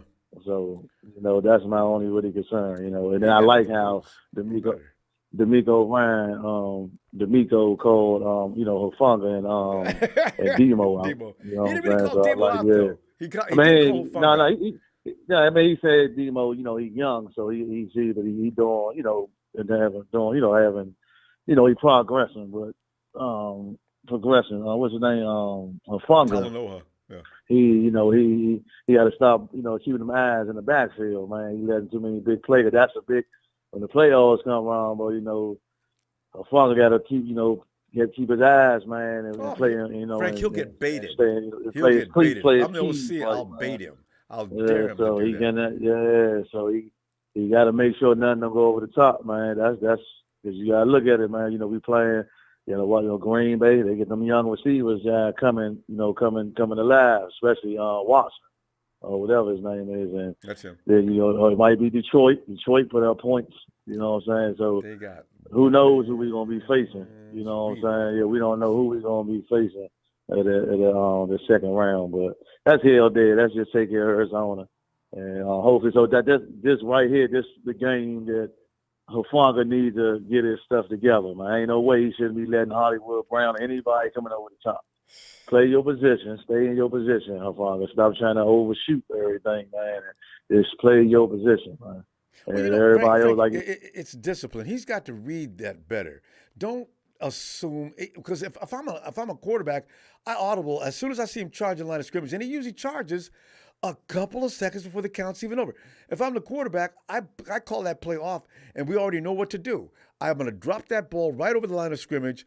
It's a lightweight screen, and Hufanga's going to be already ahead of the play. There's going to be a gap in there a mile wide unless Fred and Dre are covering. It's really it's a scary thing he does, So he's got to be able to time that or look at it and judge that right because it's worked for him, though. That's the reason why he keeps doing it. Frank? We lost Frank. All right. Frank? All right. We have to come back to Frank. All right. Talanoa, he's got to time that a little differently. Don't do the sneak up. Talanoa. And all of a sudden he charges. Oh, Talanoa, you don't do it in that fashion. Save your charge for the last second, then go. And that way the quarterback can't make a switch. Yeah, Ronbo. Well, there he is, Frank. Come on back. Ronbo. Go ahead, Frank. I can hear you. Yeah, Lord. I know. So that's all. That's my only concern, though, man. So we'll see, man. This is the game right here, man. We should dominate. Let's just keep the ball rolling, man. Let's just. I want to see at least, man, 35-0. That's what I want to see. Because they not playing those starters or nothing like that. They don't have. Like I said, we can't. They don't have nobody. So we should be to dominate. We should dominate. We should dominate. Ain't no way there's another Stidham. What's his name? What's the Raiders quarterback name? Stidham 2.0. Yeah, Stidham 2.0 So we should dominate, Ronbo. Nobody knows anything about this kid. He just came from Minnesota's practice squad. We should dominate, man. I won 3 interceptions. I won 2 sack returns to the house. I won a sack fumble. Man, we should dominate, Ronbo, man. With this defense, they should make up from last week, man. I want domination. And take it out of the Cardinals? I like that. Yeah, I did take it out. Yeah, take it out on domination. Man. Take it out. Well, D'Amico got in the ear, so they're going to be looking to improve this week. And I think you're right. It could be crazy out there for at least the first half. Yeah, they better dominate. And then if it's like that, then you might have to go ahead and bring in Josh Johnson and sit everybody else down. Yeah. You know, if the score out of hand, just go ahead and sit everybody down. They got to look good. So, it'll shake their confidence if they don't look good against the Cardinals. You know what I mean? They'll start to question themselves. Yeah, they definitely will. And that's not the right time for that. You know, this is not the time for that. Ain't that the gospel truth? Not now, y'all. Not now. Don't be losing no confidence now. Yeah. And see, and that's the thing, though. That's why you want Talanoa to continue to be Talanoa. But back it up a little bit. Don't get crazy. So, Frank, I already know you want a W. Yeah, just want a W. You don't give Ronbo, that's it, man. Yeah. No, this is a W, yeah. So have a good one, Ronbo, man. Appreciate you, man. Appreciate you. Faithful, man. Everybody have a blessed night, blessed weekend, and you know, that's it, Ronbo. Let me get on back to this fish sandwich, man. Yeah. Right. All right, Ronbo. See you Sunday, fam. Have a good night. Have a good one, Ronbo. You too. Thanks, fam. And let's see. Oh, but Anthony Baker, I saw you, Anthony. I haven't seen you forever. How you doing? It's Levi. What's up, Ronbo? Yes, that's me. Levi, come on in here, man, because we're in here talking trash like we love to do before the game. We ain't learned no lessons since last week. Levi, give us what's going to happen here in this game and all that good stuff and what you're anticipating and who in the world is David Blau, and do we need to be concerned that Stidham still lives and is a spirit that's running around in all these different bodies? I better not see that again. Well, I guess all I can say is we'll find out if we need to be worried about this guy. Because you figure that they still going to have like their second and third and fourth string receiver, Hollywood Brown, and some pretty decent receivers. And we don't know what type of chemistry he's going to have with these receivers. And he gave the Falcons hell last week. They lost, but they jumped out to a lead. Falcons had to come get them from behind. I think Tony's got to tell us about that. Yeah, but, it's the Falcons. So, I mean, I don't think they got much motivation. They beat us. No, I mean, it's a fact. I mean, yeah, but the difference is, here's the thing of why I think. They know they're out. So, it's like, it's busting like. Butt. Yep. Yeah, you're going to have a couple players that's going to be like, well, we ain't going to go nowhere. So the motivation ain't going to be high for all across the board. Yeah, he's trying to keep a job. Exactly. I mean, some people say, like, man, I'm good. I'm going to have a job. Yeah. I'm talking about them new guys, the ones you know nothing about. Like, how many Jordan Masons are there in the world, Because I didn't know Jordan Mason was nearly as good as he is. Jordan Mason is being held back. So what if the Cardinals got a couple of guys like that, It can be scary sometimes. You figure that what's his name? Cliff Kingsbury wants to put at least one good game to say, hey, look.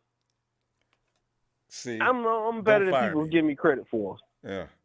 Well, I don't know if I don't think he cares about being fired. I don't know if he wants to be there. Because he's leaving Monday. Just the disrespect he feels at that thing with the quarterback that's going to be the quarterback for a long time, and so I don't know how much Cliff Kingsbury wants to actually remain there.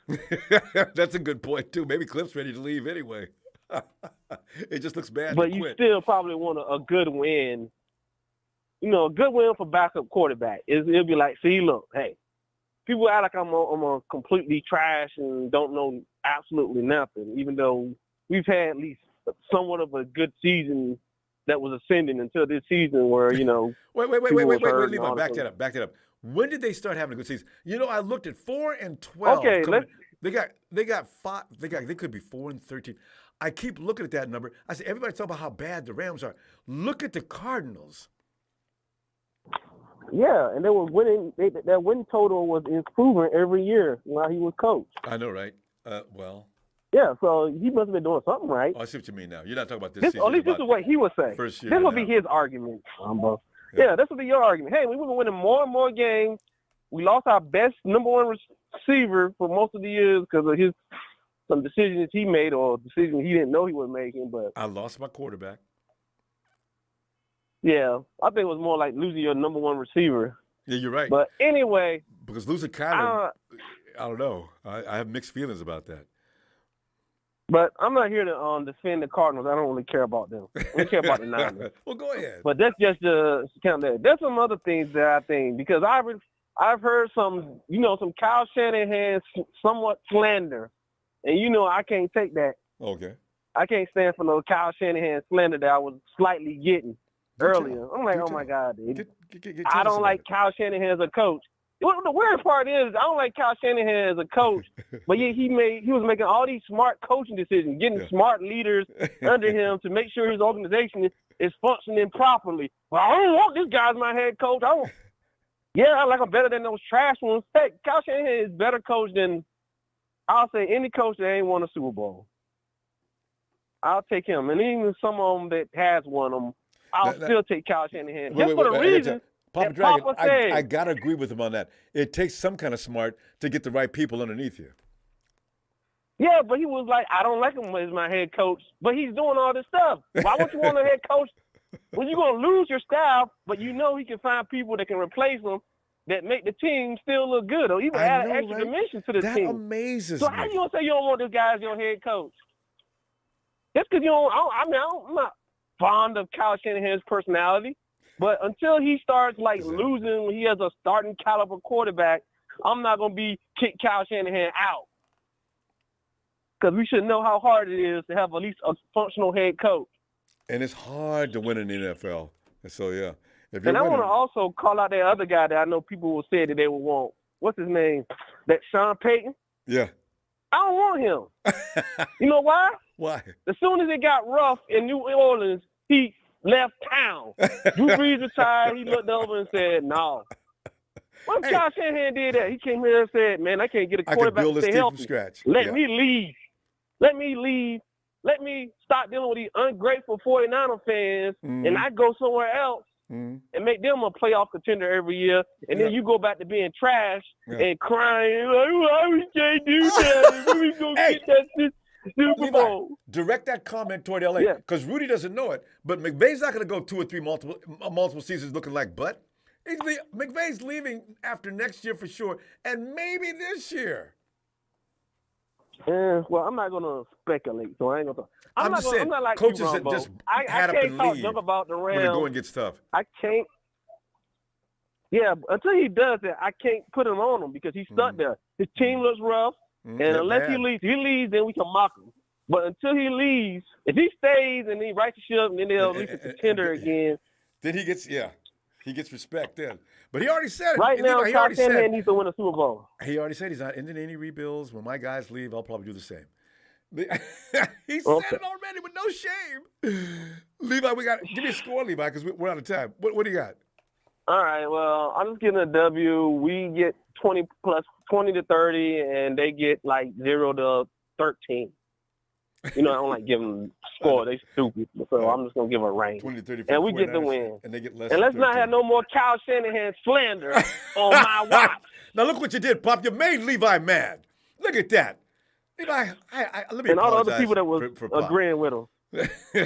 All right. All right. Have a great day, Ronbo, and let's celebrate on Victory Monday. Can't wait. All right, fam. All right. Have a great night, Levi. Always a pleasure. You too. I love when we call each other out in that fashion. Action Figure Archive says, it's my 49th birthday. What are the odds, right? Happy Niners birthday song. Action Figure, are you serious right now? 49th birthday. What are the odds? You didn't say that the first time. I didn't see you say that, but you know what? Any excuse I get to let those vocal cords wail, I do. A little bit of go juice, and I'm ready to go. Ready to go? I just used your handle. And by the way, ready to go, glad you left. I wish you'd come on back. We love seeing you in here. Happy Niners birthday again. We've got another 49er. Ironically, today's his 49th birthday. Can you believe it? Action Figure. I'll call him AFA. AFA. Happy Niners birthday to you. Happy Niners birthday. To you, happy night.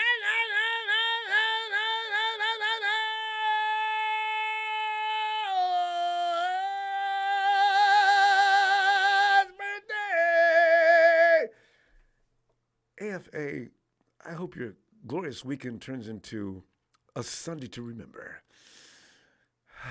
Happy birthday, fam. Thanks for the contribution, by the way. You know, Texas Boy, I've heard him talk before, so it's not Texas Boy posing as Austin Cowboy fan, because Austin Cowboy fan is a polite individual. Texas Boy is not wired politely, so it can't be him. Austin, come on in. We haven't talked to you in a long time. What's going on, Ronbo? He's all pumped up today. Austin, you know what? You should be. Because the fact of the matter is, remember those weeks that you had your own doubts about your team because they were having a whole lot of trouble, and you got Eshan out there doing a great job, and Dak came in, and all of a sudden things didn't look good, and people were saying, you know, they may have made a mistake there bringing Dak back in to start. Maybe he's not ready. And now all of a sudden, you finally got over the Eagles. Hey. Wait a minute. Oh, no, you guys played them last week. I was like, do you play them this weekend? No. But, Austin, what's on your mind? Come on, let me stop. Ronbo, we're in the same boat as you guys because we could still get the number 1 seed as well, because if we beat the Commanders and we need y'all to lose to Arizona because y'all own the Tigers, and we need the Eagles to lose. And I really don't want to take the Buccaneers. Because that's what we'll get. Austin, I'm glad you brought that up. I forgot about at this hour, you're in line with Tom Brady for the first game. I don't want that. Can we switch, Ronbo? Can we take your place and you come take ours? You know what? I'm not afraid of Aaron Rodgers, but I want nothing to do with Tom Brady in a playoff situation. I feel sorry for you. I really do. That's not going to go well. Or it has the potential to go bad. Playoff Tom Brady, Romo, is a different animal. I don't care what anybody says. And him and Evans are starting to hook up. Did you notice the last 2 weeks Evans is not dropping the ball anymore and Tom's hitting him in better position? They don't have a run game, which is very strange. You know what? Let's see. Hey, Austin, what do you guys do best? Stop the run or the pass? Run. Our run defense has improved tremendously. Yeah. That's one thing Dan Quinn has instilled ever since after 2020. Our run defense has been really, really good. But our pass defense, if you got some receivers that could go deep on us, you have a chance. No, that's what Tom's got. And he's got Mike. Mm-hmm. You know, This is why, listen, honestly, how do you feel about Diggs? You know, Diggs that first year when he had all those INTs, he was the next huge thing in the NFL. He was looking like he was going to be the premier cornerback of the NFL. Now I'm seeing him get beat up a lot. What's the sentiment going on now amongst Cowboy fans about Diggs? Well, amongst us, most people are saying, you know, amongst us Cowboys fans that weeks that he does really good, everyone's praising him and said he's the greatest thing since sliced bread.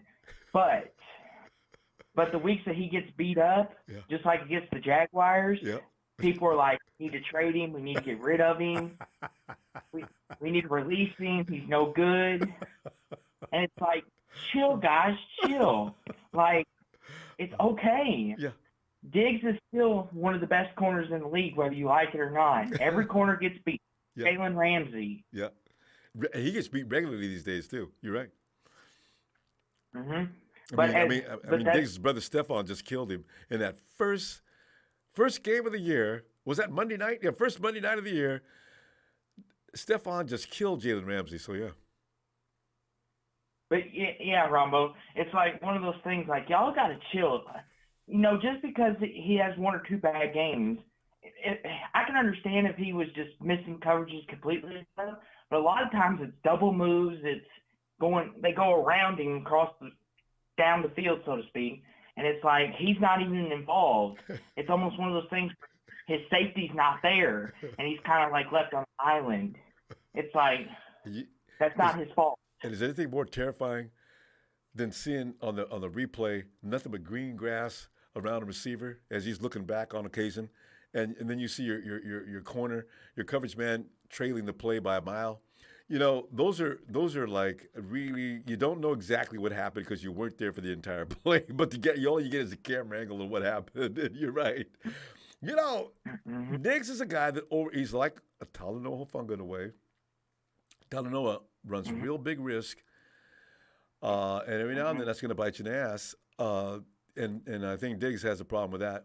But, you know, you're right. You can't judge a player by 2 or 3 plays. You got to look at the whole body of work because you can get somebody else in there, and every team can do that, and it'll look worse. So you got to be careful about making that kind of judgment call. Yep. And Ronbo, to back to your all's game, no, don't take this the wrong way, but I kind of would like the Cardinals to upset you guys. I was well, love you, Ronbo, but you need to play Tampa Bay because y'all would match up better than we would, I think. Listen, I wish you luck on that. It's pretty much probably not going to be the case. The Cardinals are probably pretty much – Cliff Kingsbury is going to be looking for a job Monday afternoon. So, you know, I just don't see it. But maybe you never know. Well, we almost lost to the Raiders, and I didn't think that was possible. So, anyway, yeah. Austin, always fun. We'll talk during the playoffs. And, you know, God bless you with Tom Brady in the first round of the playoffs, if that should be the case. Hey, go Cowboys, Ronbo. Go Cowboys. Go right. Cowboys. Good night, Austin. I forgot about this situation. Stephen A. Smith is chomping at the bit to see the Cowboys and Brady get together. Jashawn Birds, what's up? Let's bury the birds and bring on Danny Gray. You know, hey, we may see Danny this week a little more. Remember, we got a glimpse. He made a cameo last week, right? Actually, he got the 49ers fired up. He was sort of like what got him going. Mamacita. You ready for some Latino heat? Latino heat! Latino heat! Latino heat! Emilio. What's happening? Hey, man, I just need to let him know. Dak is whack. Zeke is a geek. Holler will make you holler. Sounds like a T-shirt.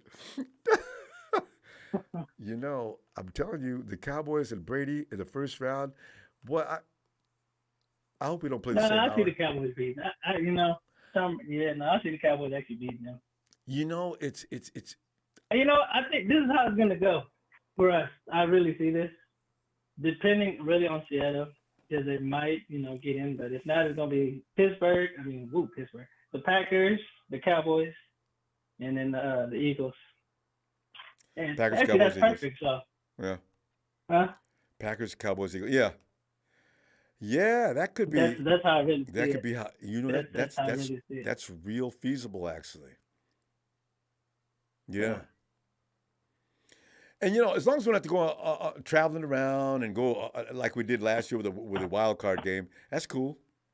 We get 3 extra weeks of football. Yeah. I'll take that all day, Emilio. I'm not ready for football season to end anyway. Especially when we start to look good. If you really think about it, the Giants are going to play the Eagles twice, basically. We're supposed to be playing? No, never mind. Oh, I take that back. No, they're not going to play them twice.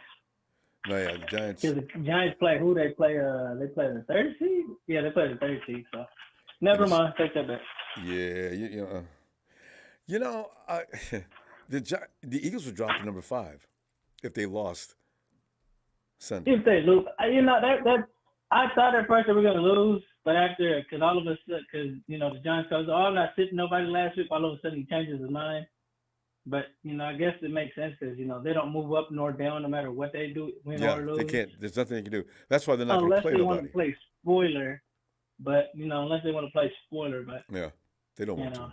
Well, you got to look at their issue at what cost. Because then if they get hurt, then they play the next week, and then they're officially done in the first round. So. And how sad would that be? Boy, every year they work so hard, and they get eliminated again right quick. In a division that was. Oh, it's like Seattle's recently so far. They've been getting kicked out of the playoffs every first round. So that ain't nothing new. They just get used to it. Find Joseph Smiley for me. Somebody, please tell me where he is. I want to talk to that fool. Oh man! And Patrick Mahomes, boy, if we could just get him. all Seattle has to do is win. But if they fumble and mess that up, that's going to be hilarious. Especially lose to the Rams, okay? Yeah. That'd be funny as hell. That'd be funny if they lose to the Rams. I'm actually a Rams fan this weekend, Emilio. You know, because I don't want to miss. No, see, I'm never going to do that. That's one thing.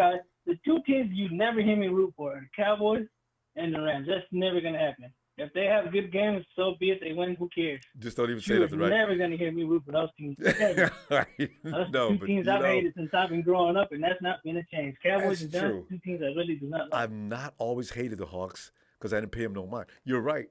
Seahawks only became relevant recently. 2013, they got kicked out of the AFC. The Ravens were kicking their ass all the time. They were just they were the bottom of the totem pole. So if the Ravens were kicking their ass, and that's right. They was in the AFC West. Their division. What does that tell you? Yeah, they used to get their ass kicked by the Ravens every year. And you could bet on it. I know. Oh man. So you just hope both. But I got it. You got to take one team. I mean, put yourself in that position. Make that decision for me. I just want to hear what you think. Only thing who do you want to see win that game? Of course, my thing. I would want the Giants to win, and then you look at the Cowboys. And that's if the Cowboys play the Eagles in the playoffs, I would actually want the Cowboys to win, so the NFC championship could be at Levi's. That's the only reason I didn't even want the Cowboys to. And it'd be perfect. The road to the Super Bowl, we play them and kick them out. That'd be perfect. That'd be like the old 80s and 90s days. We're going at it in the NFC championship.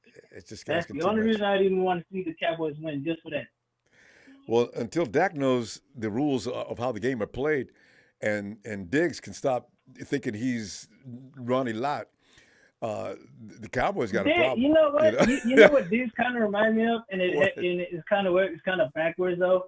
What? It's like when we had Alden. If it wasn't for the Cowboys, Alden wouldn't have got all those sacks. Because that 1 year when he got hurt, Alden couldn't get not one sack after that. He didn't struggle. It's kind of weird. So the only reason he gets those interceptions is because of his Cowboys drawing a lot of attention. Exactly. And Buckner had a similar effect on our guys too.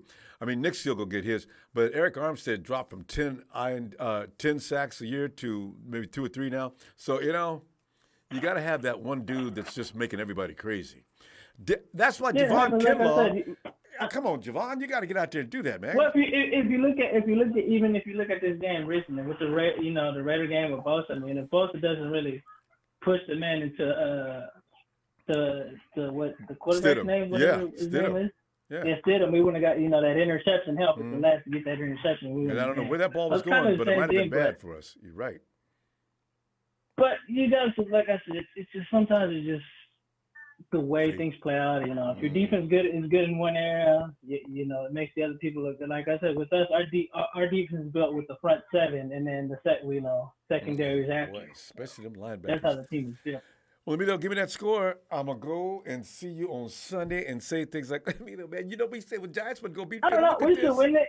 I'll win this game, but it just depends how much out of hand it goes. I can't even actually give you a score. I just say a W because if we're up ahead, I just know if we're up ahead.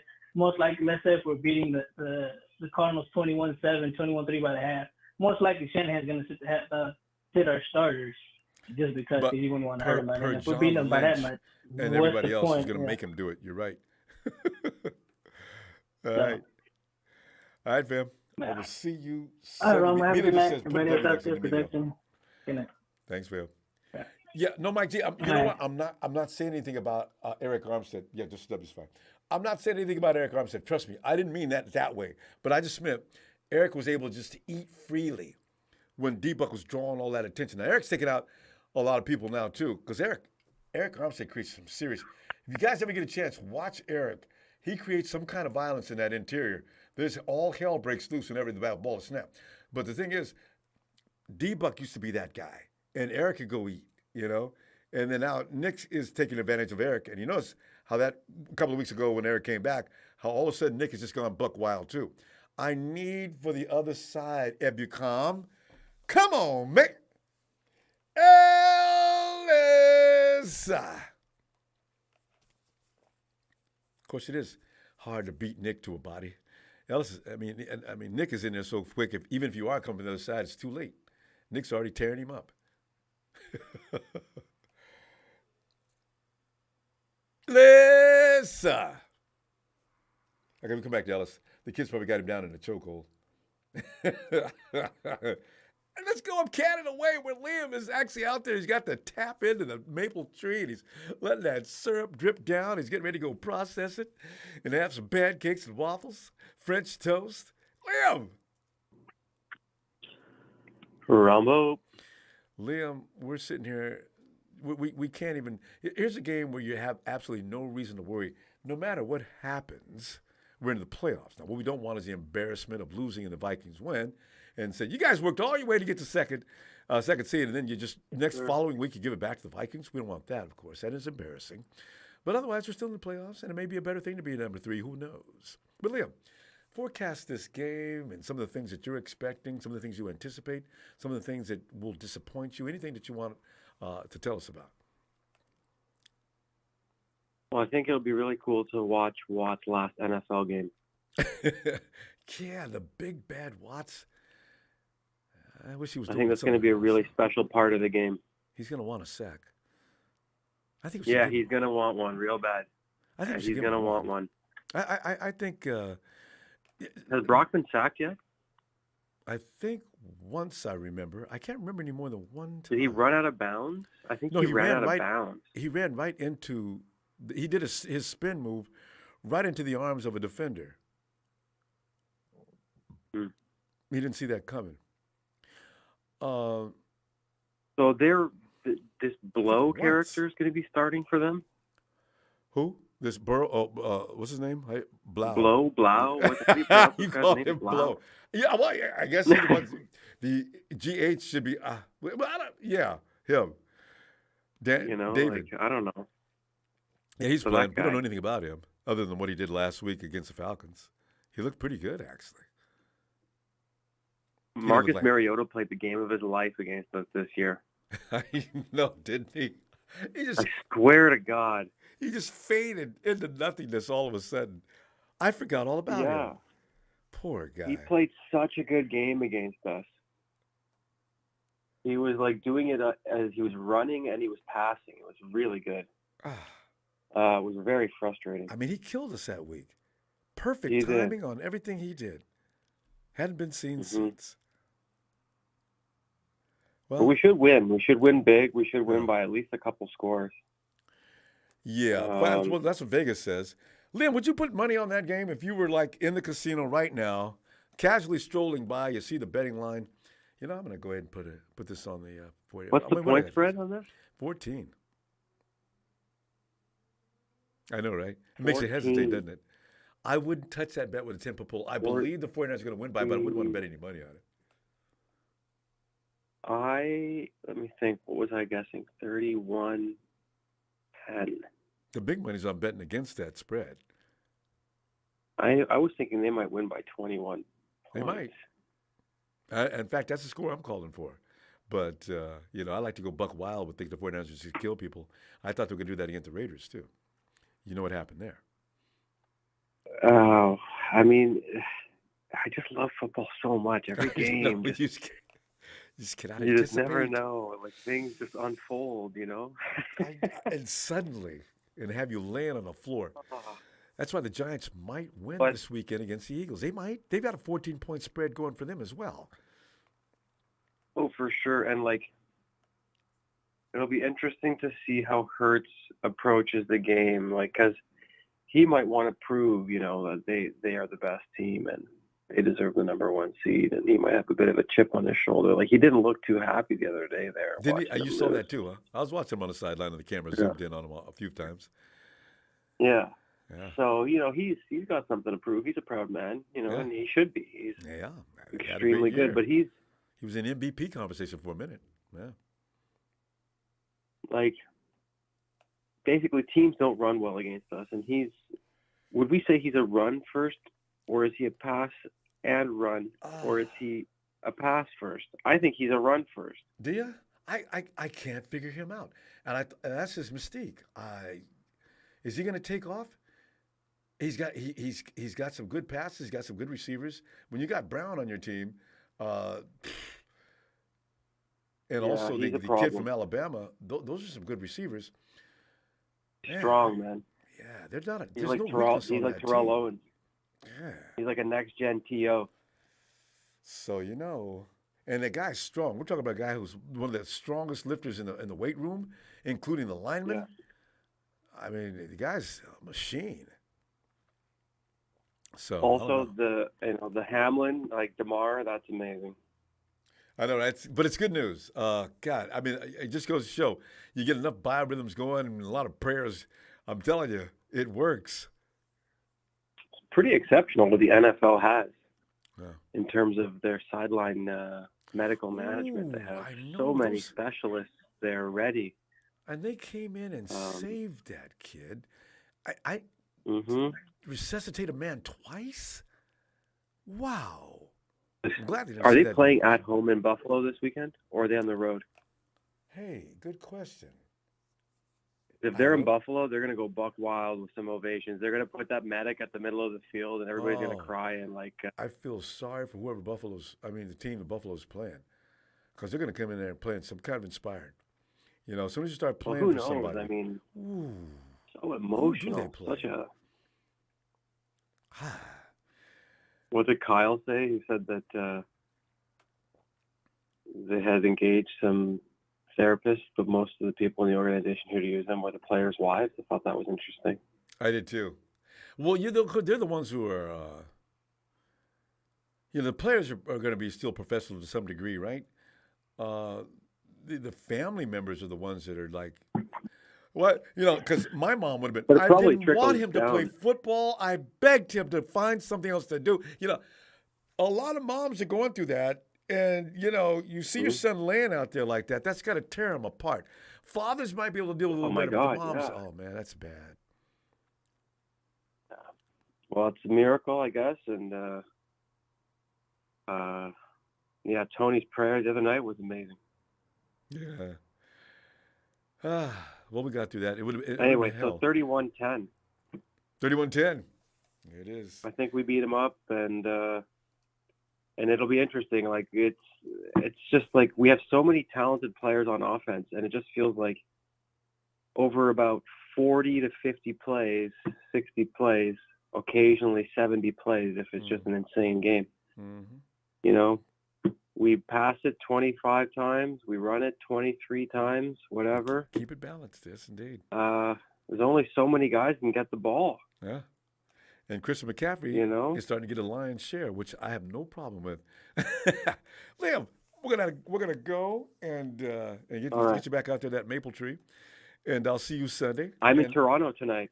Oh, you're in Toronto? No maple trees in Toronto. I'm in Toronto. Yeah. Well, we got maple trees here.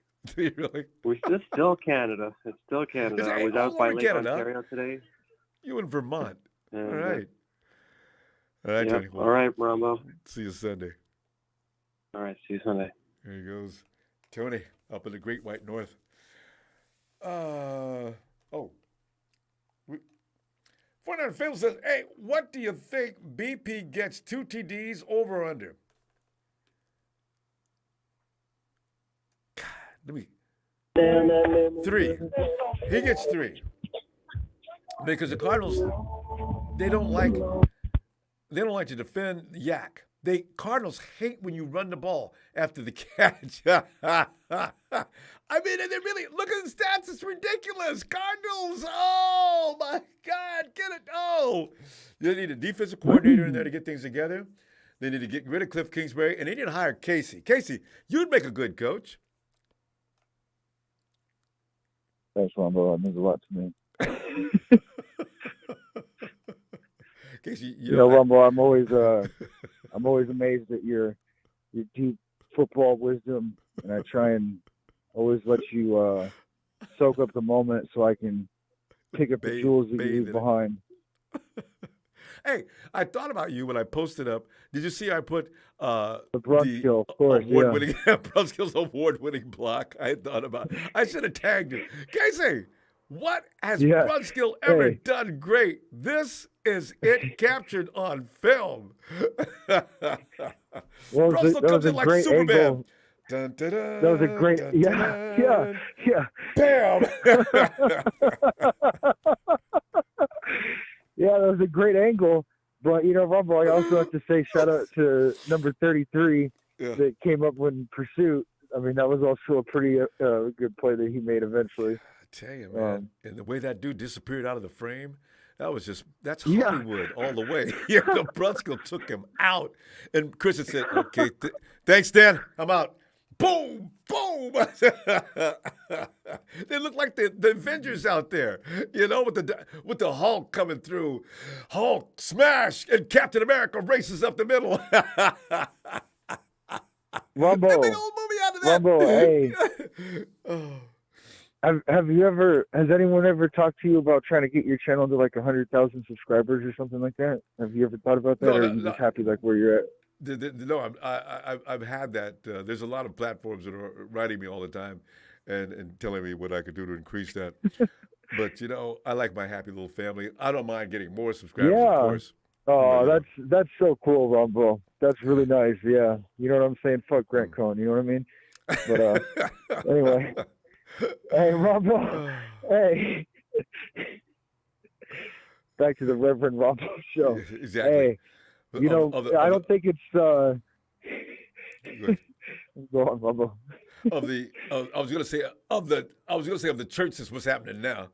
But I said, no. I got to come up with something 49er related. But go ahead. No, yeah, church is on the move. You know what I mean, Rumble? Hey, but I don't think it's sunk in on me that the Niners are on a 9-game win streak, and they're gonna win out and go to the Super Bowl. I mean, we're kind of just like it's happening really quickly. You know what I mean? Like, it really is. Yeah, you're right about the pace of what we're zooming through each week. Seems like every football Sunday comes just like that every week, right? So here we go into the playoffs, and it's going to happen as equally as quick. You want to hear a funny story about last weekend? I went to the GSR out here in Reno, and the power was off. I got there at 8:30, so I couldn't place any bets, and I kept waiting because it kept partially coming back on, and so I was like, I'm just going to hang out here because I don't want to go get another cab and all this stuff, and then I missed the afternoon games too, but. Oh, no. I don't know. It's probably don't okay let that happen this week. Plan this out, Casey. Get it right. Yeah. I think I'm going to make like three teamers this week. Maybe a crazy 8-teamer or something. But if you want to go crazy on the bets, because a lot of these spreads are out of control. I don't know that the 49ers are going to beat this team by 14 because they may think it's unnecessary. I don't know that the Eagles are going to beat the Giants by 14. 20. What? And I don't think the Cardinals score 20, and I think the Niners score more than 30. I'm going to say the final score is 33 to 16. You got me down for that? What do I win if I get the right score? No, give me that score again. 33 to 16. 33-16. Yeah. Yeah, you get 1 year you get a whole year supply of Kentucky Fried Chicken. I was going to get when they give people, you get tired of fried chicken after a year supply, So, well, Ronbo, you know I'm vegetarian. One of the main reasons why we're giving you a gift certificate so you can give that to somebody else Ronbo, for the holidays. I gotta go off on this one person in the chat last week. He's saying don't go fully alkaline and all this stuff. And I just want to say that the human body is naturally alkaline, and that cancer can only live in an acidic environment. I've heard that. So we're eating alkaline 100% if we can. It's very tough in this virtual world, but the only thing is protein content. I was because the body absorbs. No, I'm sorry. Go ahead. Yeah, I missed that. No, go on. I hate how we always do this to each other, Rumble. Cut each other. No, you go first. Yeah. Because you called. Well, I just wanted to say shout out to the Cowboy caller that it was like, we need you guys to lose to the Cardinals. That guy was really funny. And his reasoning. He doesn't want to bother with Tom Brady. Why? You know what's so funny? Because I didn't mind playing Tom Brady during the regular season. I don't want to be bothered with Brady in the postseason, too. So I'm hoping actually the Cowboys do beat him, and get Brady the hell out of here because, teams are going to play harder for him than they would normally because they've looked like butt cheeks all year, like Aaron Rodgers. Everybody's scared of Rodgers now. Ooh, Aaron damn Rodgers, man. He's made his way into the playoffs. Look out now. But we've beaten Aaron Rodgers with twice as good a teams as he has now. No, we're going to be scared of Rodgers now? I don't get it. Why? I didn't get it either until today, Ronbo, and then I watched their last game versus the Vikings, and their defense played really well. So their defense is playing well, and they still have Rodgers and didn't the Cowboys beat the Vikings to death as well? See, the Vikings are a very strange team, and they're biggest pretenders in the NFL. They have no business with that record they've had. They've somehow cakewalked their way around and made that record. They will never do that twice. Let's see what happens to them next season. I don't know how they did that. I'm not here to talk about the Minnesota Vikings. And oh, go ahead. I'm sorry, Case. We're talking 49ers. Yeah. I'm still bad with the Vikings. I kind of cut you off earlier. But I'm sure I'm running out of time, Ronbo. And go ahead. I won't cut you off again. No, I cut you off, Ronbo. That's what I'm saying. No. We were talking about alkaline and how it creates an environment for cancerous cells. But the only problem is the protein content, which is very important, and absorption rate. No, it's not that. Let's not get into that. It's not that. It's an acidic environment creates. Acidic environment. Yeah. You want to keep your body naturally alkaline. Yeah. And you can do that even just by holding your breath for 30 seconds. You've looked into this carefully, haven't you? Ronbo, man, I don't like telling people this. This is some real shit because it's frustrating, really, to get deep into this, man. I've lost over 400 pounds in my life, Ronbo. It's a lot of size, Casey. So I've been to the hospital like 50 times in my life, man. Ooh. Well, Casey, proud of you, I mean, you got that done. You had the wherewithal because a lot of people with that kind of weight issue don't take it off. They just sort of sit there and say, well, this is me and this is all I'm going to be. So you took care of that. Good. Yeah, man. When I was in jail, I lost 30 pounds, man. I'm vegetarian. I don't eat that crap. You know what I'm saying? Ronbo, I'm cool, man. I was selling my lunch every day for ramen and stuff. You know what I mean? Like, give me a bowl of some top ramen, and I'm cool. You just got to get a lot of fiber, and you'll be fine.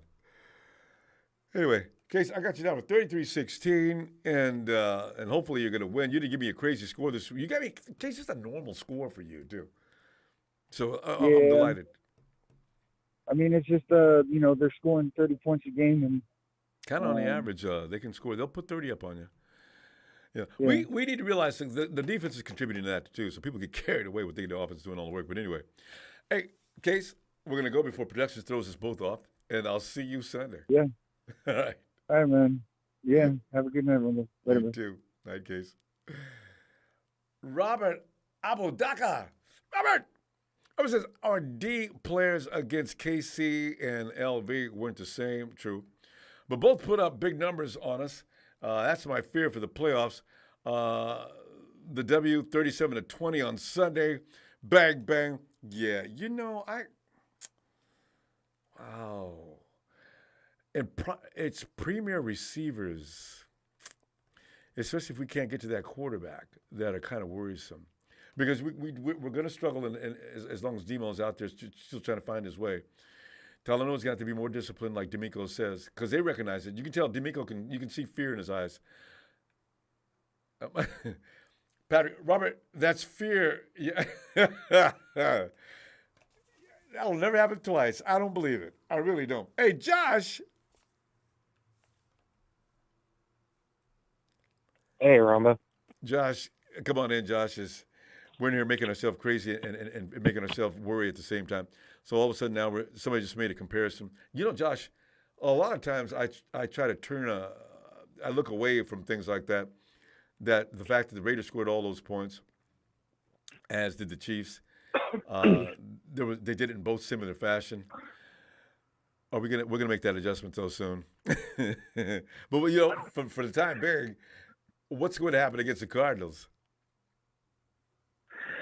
Well, with the Raiders, with how far back it goes with the rivalry with those guys, I knew it was going to be a battle with them because their offense is actually a pretty damn good offense. Oh my their God, it's an defense is not awesome that great. offense. I don't know why they get beat. Yeah, their defense is not that great, but their offense, they've got it going on. Their offense really reminds me of when we first got Kyle Shanahan. Within the first year that we had Kyle Shanahan going on, like we kept getting there. We were fighting tooth and nail. So I mean, they've got it clicking. And that's as much as I'm going to compliment the Raiders on. But I think, look who they have. I've got Darren Waller, premier tight end in the league. I've got Devontae All-World Adams. You got Josh Jacobs out there. You got Renfro in the slot. Why in hell can't you stay on the field with that offense? You guys should make every week. The Chiefs are going to have to deal with that this weekend. The Raiders might have woken up instead of. I don't. This is not getting it. Hey, my homeboy, if you guys lose this weekend, party time in the Bay, boy. Okay, go ahead. I'm sorry. That was you talking about Casey with making burritos in prison. Was that you? Somebody named Josh. Yeah, I had made that. That was pretty funny. Yeah, with the top ramen. Casey, you got to stay out of jail, man. And stop telling people about that. If Casey called and told us, yeah, I missed you last week because I was in jail. Yeah. Boy, I love Casey. Guy kills me. But anyway, Josh. Yeah, just joking around and all that, yeah. But. I really do think J.J. Watt's going to show up. This is his last game. If anything, the Eagles are going to play for that guy. Or not the Eagles, the Cardinals, I mean. Cardinals, yeah. The Cardinals are really going to play out for him. It's his last game. And he's a hell of a player, It could be Kingsbury's last game. So they're going to try to send him well. off on a... Yeah, it probably is. But... I got my score for 27-17. I think it's going to be a battle with him just because of J.J. Watt. That's the only thing that they've got going for him. Yeah. They're going to rally up around him, and they're going to fight really hard for him. I don't know. I mean, I think we might sit a couple of our starters because we've got that flu bug going around. Some of our guys are catching that flu bug. Yeah. Yeah. So I don't know. You might be right. But he wants. I want the first seed, but at the same time, I don't.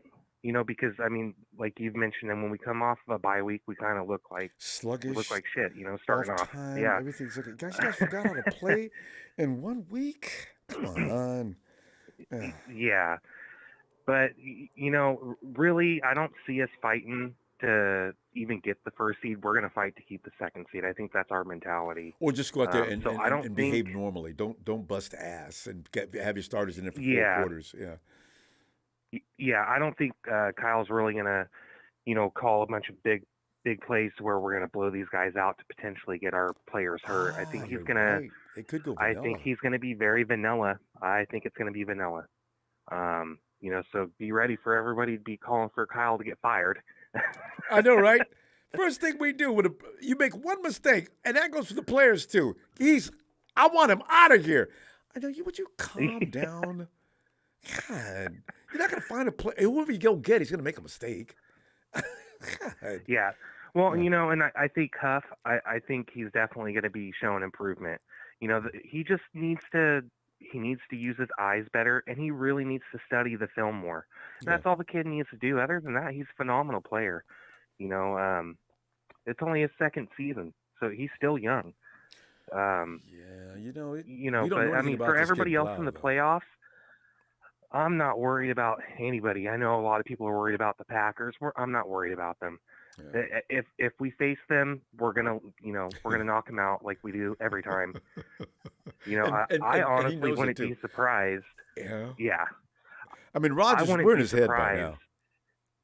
Oh yeah, for sure. I wouldn't be surprised if the Vikings lose, and or no, not the Vikings. Yeah, maybe it's the Vikings. If the Lions get in, they need to beat Green Bay. And they need Seattle to lose. People embrace themselves for that. Everybody thinks it's a shoe-in. The Lions are no joke. That's why I've been cautious about them. They're no joke. I don't want to see them in the first round. I really don't. But everybody's like, come on, Ronbo, but you become some kind of a coward or something. I'm just saying, you guys look at that team. It's like Apollo Creed. No, look at. I mean, it was like Clubber Lang against what Rocky. They've come you back know? from this whole season. Look at what they've come back from. I know. I mean, they were the laughing stock, and then now all of a sudden these guys are, they've got something going on there that could really become something huge. They could be unstoppable if they get into the playoffs. Just make a couple adjustments and some stupid things they do to lose, because that offensive line they got is legit. And now all of a sudden, Jared Goff is looking awfully good, and he's got that new kid that came off they drafted, that receiver. Jesus Christ, he can play. Yeah, he can. But I don't know. I don't think so. I think it's going to be the Packers, though. That's what my gut tells me. It's going to be the Packers. I mean, it is Aaron Rodgers. If anybody else but us, he'll beat everybody else. Yeah. Well, and you know what? Like I said, I've been saying it for a while now. We've got CMC, and ever since we've gotten him, he has opened up the game. He has changed it. People think it's phenomenal. It's McCaffrey more than anything. It's McCaffrey. You can get it. Look at that play last week. Most running backs would have got stopped. Not McCaffrey. He hits a break, waits for his man. Bam! Thanks, Dan. Mm-hmm. And takes off. And if you look at it, look at that. Who does that? If you look at it, since we've gotten McCaffrey, who's gotten the most touches? With catches, the dink of the dunks. It's McCaffrey and Kittle. He is perfect. He is perfect for this offense. And that's why Shanahan should have got him in the first place. That's why he went and got Jet McKinnon. McKinnon didn't work out. He's a similar style player. But McCaffrey is the master of this kind of football. Oh, he's good. Anyway. Yeah, he was built for this team. That's why I drafted him in my mock draft a few years ago when he first came in the league. I still take credit for that. Josh, you already gave us your score, didn't you? Yeah, I've got the Niners 27-17. All right. Well, Josh, I hope that happens. We're going to see you this Sunday celebrating, all right? Maybe for a number of reasons. All right, Ronbo. Night, Josh. All right, have a good one. You too. Thanks, man. And we check back again and see if the kids have untied Ellis. Ellis! I still got him. I can hear some mumbling in the background. Rob Bizzle. Okay, they took the gag out of his mouth. Ellis! I always picture you. Yeah. Boy, we used to do a number on Dad. That's why I figured the kids finally got you. He always wanted to play WWE. Boy, we used to whoop his butt. That was so much fun. Ellis! Yeah. Here the Cardinals are waiting for this whooping. JJ's apparently going to call it this is the day for him. He ain't coming. He said 95% sure I'm not coming back here next year. I don't know what he meant by that. Maybe he meant I'm not coming back to Arizona. I'm not going to quit playing football. But anyway. And they're mad as hell about that whooping. We embarrassed them in Mexico City in front of an international crowd. So, could be a tough game. Not. What do you think? I mean, we lose nothing from losing the game. They gain more, bragging rights to close out, their season. And, I mean, we want to maintain that second seed, of course, and hopefully get the first. But, we're in the tournament, so, they're out. So they're going to come and put it out all in line. Buda Baker's going to come out there doing some No. Wait. Let me rest let's set your mind at ease. Buda is out. Okay. George Killing got to put and up then with who Buda. else? So D-Hop is D-Hop's out. DeAndre Hopkins, is out. No okay. D-Hop. Javarius Ward is saying, it's a good thing he didn't show up. That thing with him and D-Hop is hilarious, but go ahead. Well, shit. Where was that? Where was that same energy last week against Devontae Adams? I don't want to hear it right now. Right? I don't want to hear it. He specifically talked about Devontae at the catch point, and where the hell was you at the catch point, my brother? Yeah, getting beat. You was over there looking little. Okay. We need you looking big out there.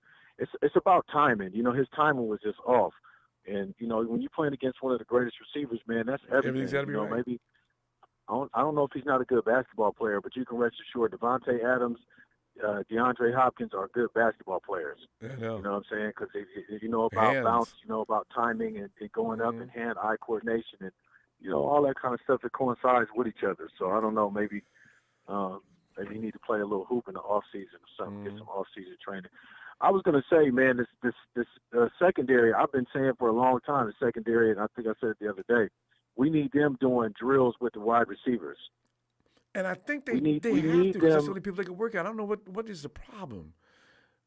I can't tell, Ronbo. I can't tell. So, well, but you know what? That's okay because we got a lot more picks. Yeah. Well, we got a lot more turnovers this year, interceptions this year, thankfully.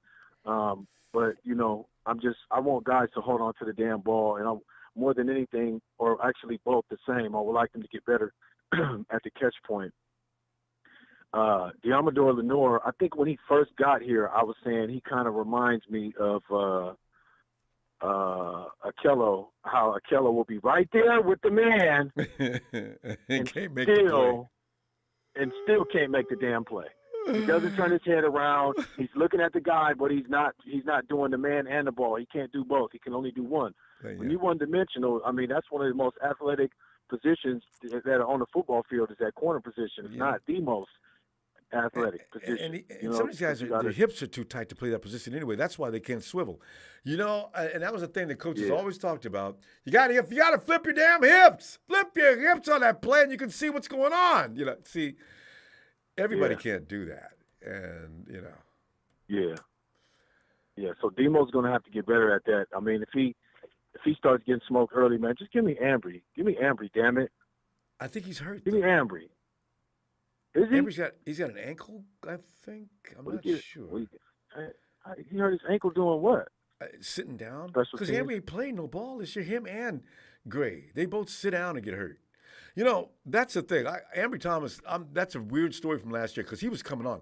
I thought if there's anybody, the heir apparent, if we lose both Mosley and Jason Verrett, he'd be next in line. I don't know what happened there. Yeah. Man.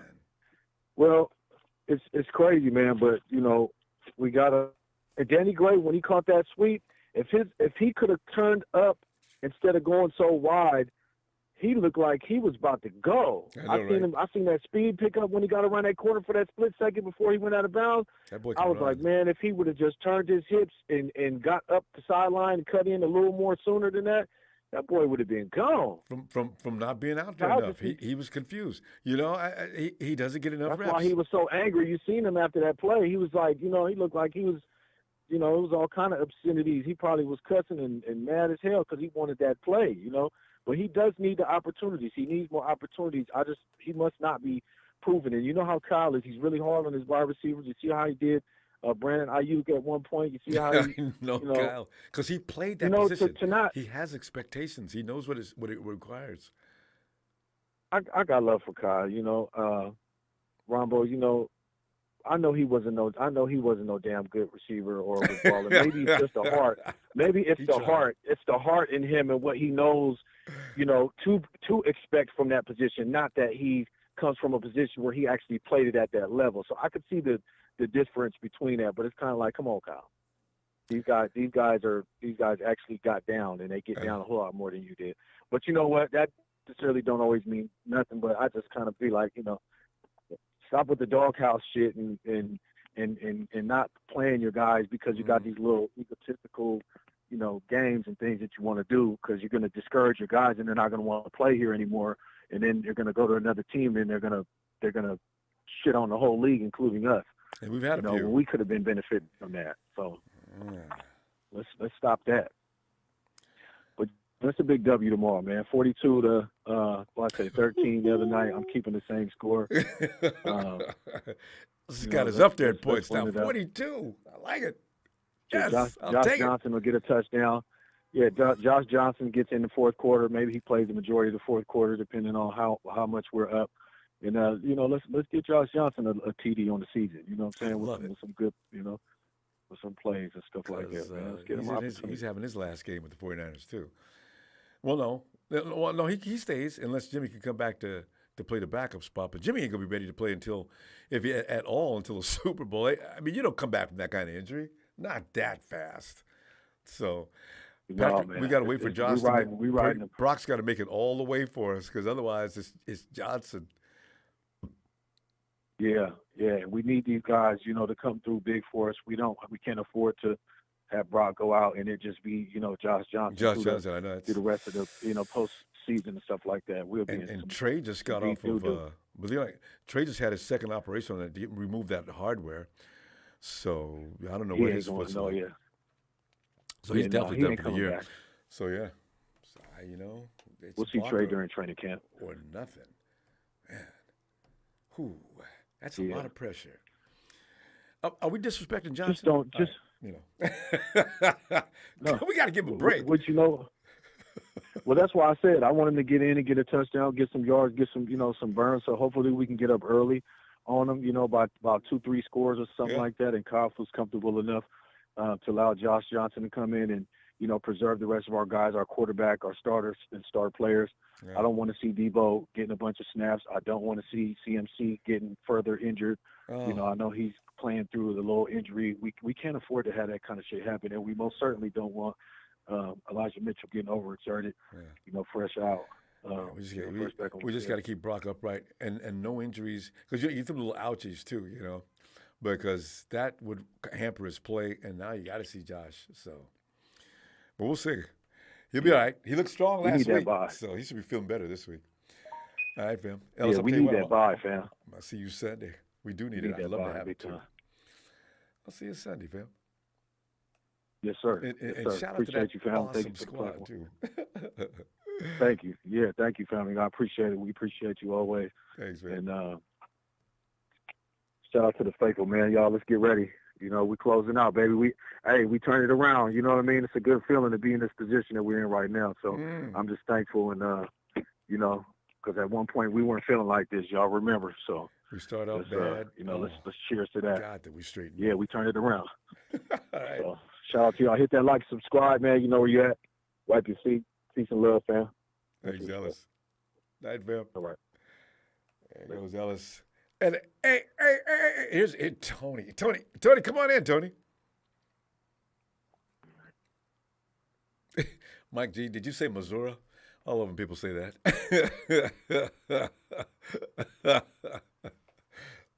What? And what is it? One of the.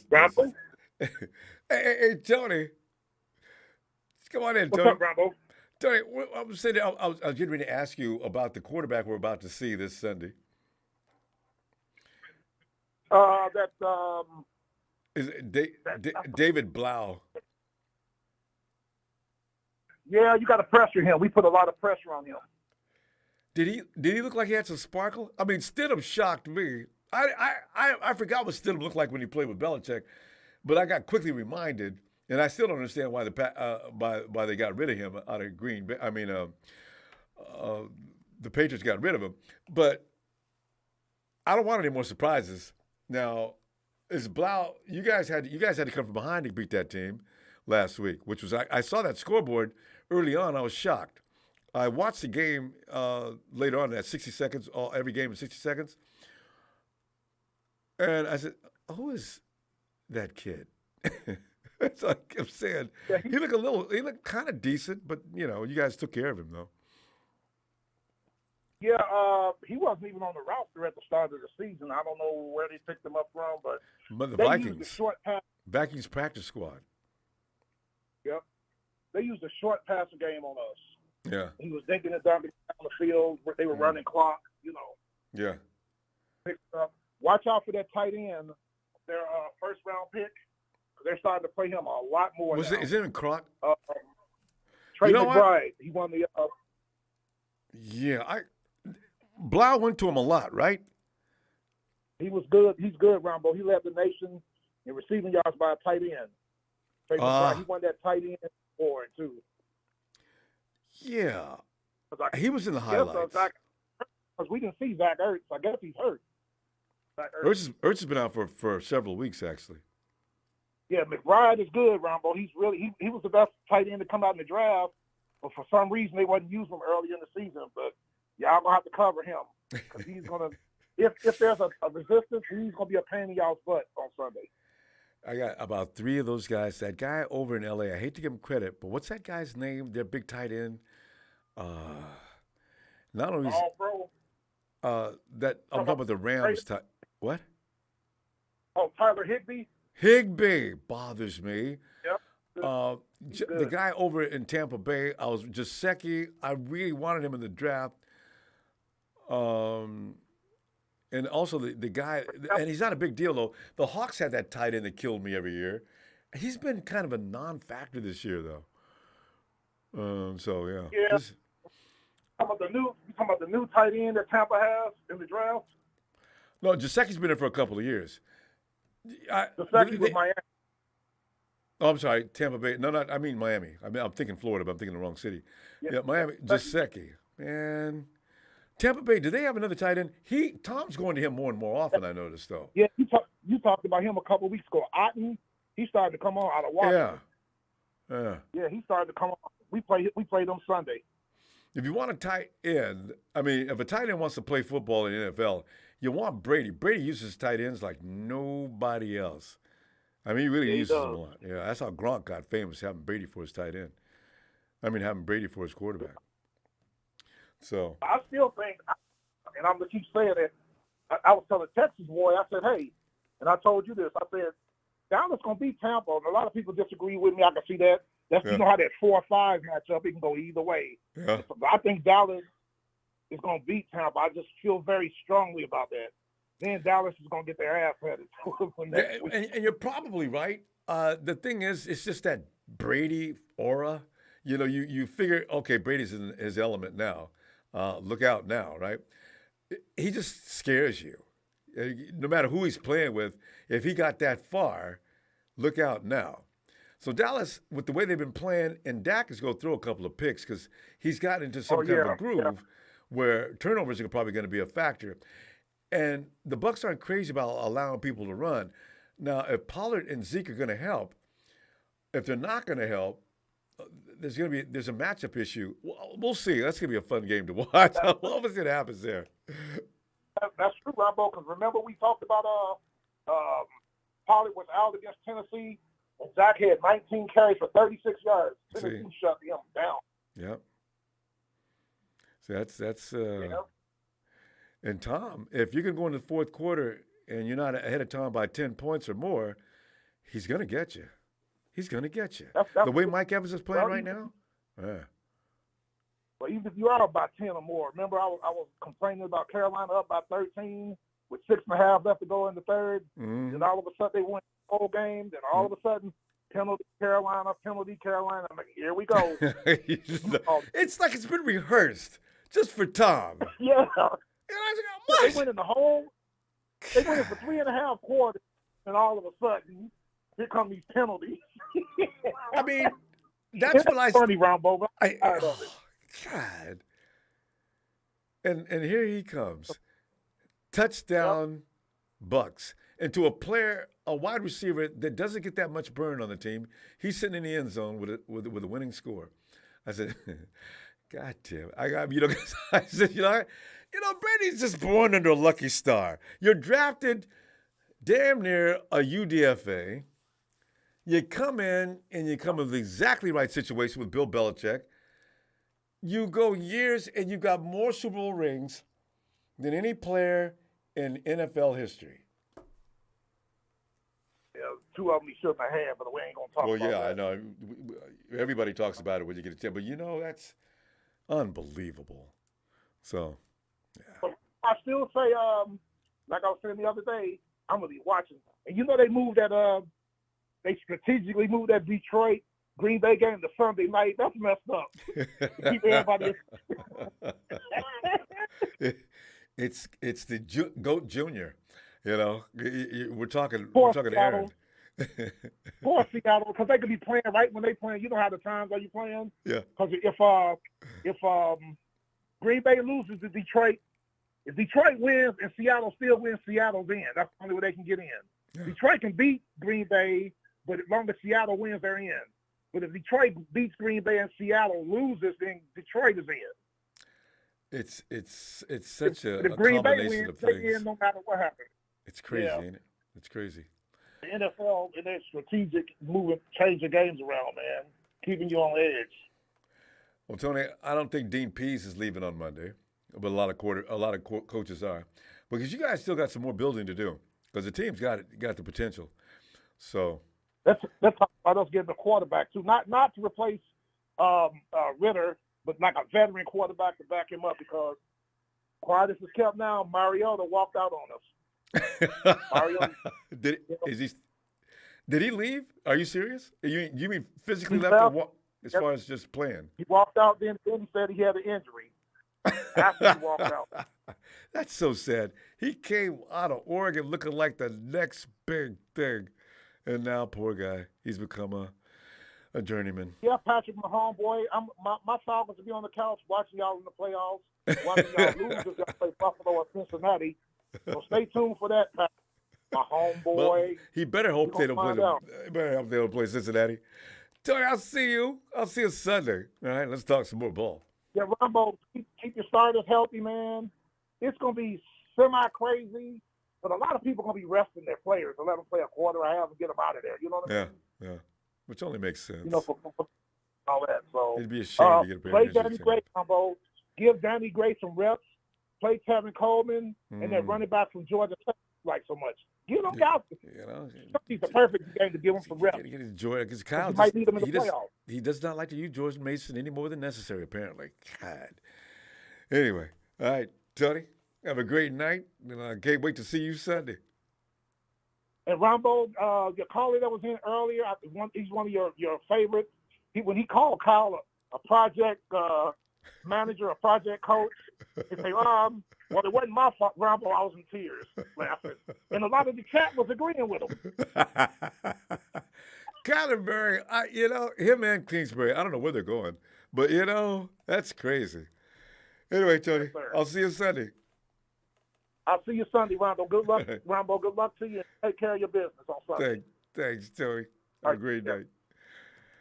And, Patrick Mahomes, he makes his appearances this time every year, doesn't he?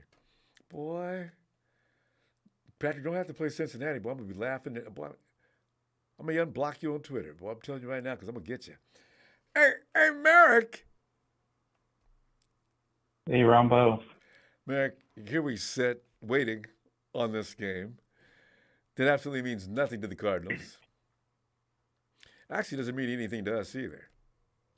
But because we 2-3 seed doesn't matter. Well, we'd like to have the rest. I mean, the 49ers don't want to be at home or away from home any more than necessary. What are your anticipation on this game?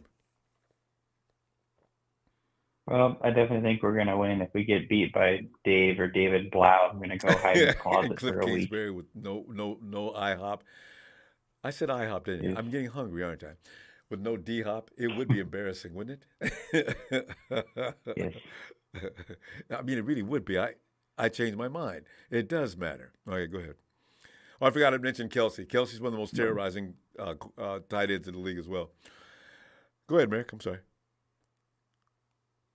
Yeah, I do think we are going to beat the Cardinals pretty easily. Their line is not as good as the Raiders, so I think our pass rush is going to do what they did when we played them in Mexico, getting to the quarterback on almost every play.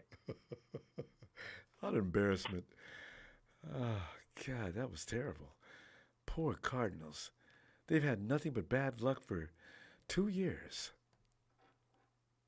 Well, 3, Well, they were the hot team last year. They were 8-0, and then they fizzled out. I mean, all the way. It's like somebody came in like a candle. My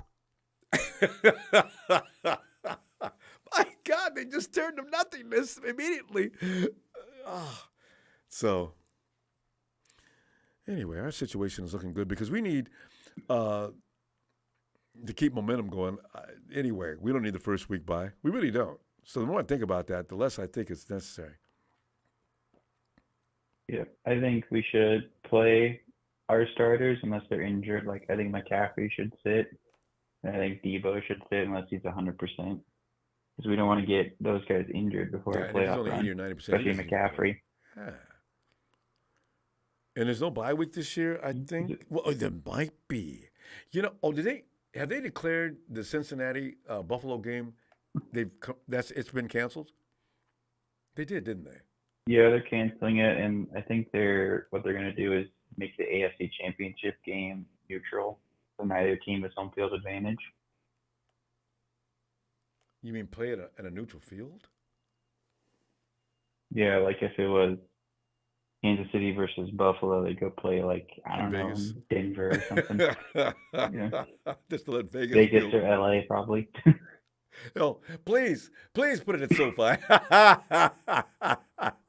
Rams fans, you know what they ought to do if that happens? Double your prices to get in the game like you try to do the 49er fans. You,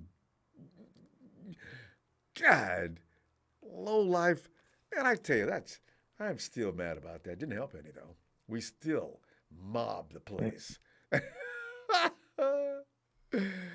And I think that the Giants, from what I've heard, they aren't going to risk any other starters, and Jalen Hurts still hasn't had a full practice yet. He's been limited all week. You know, they're almost. So if I were the Eagles, I don't think I would play Hurts. Yeah, why? You know, because he could take like a shot to that shoulder, and then he's like out for a long time. Because honestly, they're kind of an average team without Hurts. I mean, their defense is still good, but offensively, I mean, Saints nearly shut them out. I was watching. I mean, the Saints held them to like 60 yards in the first half of offense. Who was that quarterbacking for them? Was that Gardner? Was he out Gardner Minshew? Yeah, that was Gardner. Yeah, he was. Yeah. So, see, that's why when I look at how they put almost half 100 points up against the Cowboys defense, makes you wonder. And I understand it's a divisional thing, but you know, they can be had. And when the Texans, the Cowboys are very overrated. I know. It's funny to me that Micah Parsons gets all the talk, and then his stats against the Titans were 1 assist. That was it. You know what? Nick not getting the sacks he needed last week to close the book on that. Watch Micah Parsons still be in play when they get ready to make that decision to make everybody in the Niner Empire just raging mad. Watch and see. Yeah, in terms of the playoffs, you know, I'm not scared of any NFC team. I think we'll beat them all. I am kind of scared of the Bills. Oh, well, if they get past the... You know, the Bills have a way to screw up. I think they do that. They've done that every year. I think they're going to do it again. I'm just worried of the NFL pulling some strings like a puppet to help them get farther because of what happened to Hamlin. Just because of that's my conspiracy theorist time. But yeah. Well, they're going to be playing emotionally anyway, and that could. You know how much the NFL loves a good storyline, like Brady winning a Super Bowl in his own stadium for the Bucs, Matthew Stafford winning a Super Bowl for the Rams, and Merrick, us too, because Andy Reid 50-year anniversary. Chiefs won a Super Bowl 50 years afterwards. Yep. And the referees made sure Nick Bosa was contained all day long, whispering into the offensive lineman, "You could grab Nick Bosa. I'm not going to say anything." First down. You know, I said, "You guys, what?" Clearly, ref, that's holding. Okay, it's too late. Anyway, Merrick, give me your score. What do you got? I think we're gonna beat them 30-13. 30-13. I like that, Merrick. That just barely covers the spread, but you'd win money. I don't bet on games. I just watch them for fun. Yeah, I know, because it'll make you crazy. That's what stopped me from betting on them. Lost my mind on several different occasions. Almost had to get on medication. I knew I picked it. I had it all figured out. Anyway, those are days gone by. I can enjoy the game now and just relax to some degree. Merrick, I'll see you Sunday. All right. And also ripped all the fantasy people who got screwed over in the championship game because of the Bills-Bengals game. I know, right? Oh, man, there's a lot. Whew. All right. Anyway, we'll see you Sunday. All right, fam. Night, Merrick. All right. See ya. All right. Homeboy, I will never, ever stop telling the truth about how you guys held Nick Bosa. Homeboy, you know for yourself, your offensive line was average at best. I had a premier defensive line that got choked down to the ground on a couple of cases, all captured on film. So don't tell me that there was no cheating going on there. You guys won that on sentiment. You were okay. You were losing by 10. You got away. Good on you. But you still ain't all that. Rams, you know better too.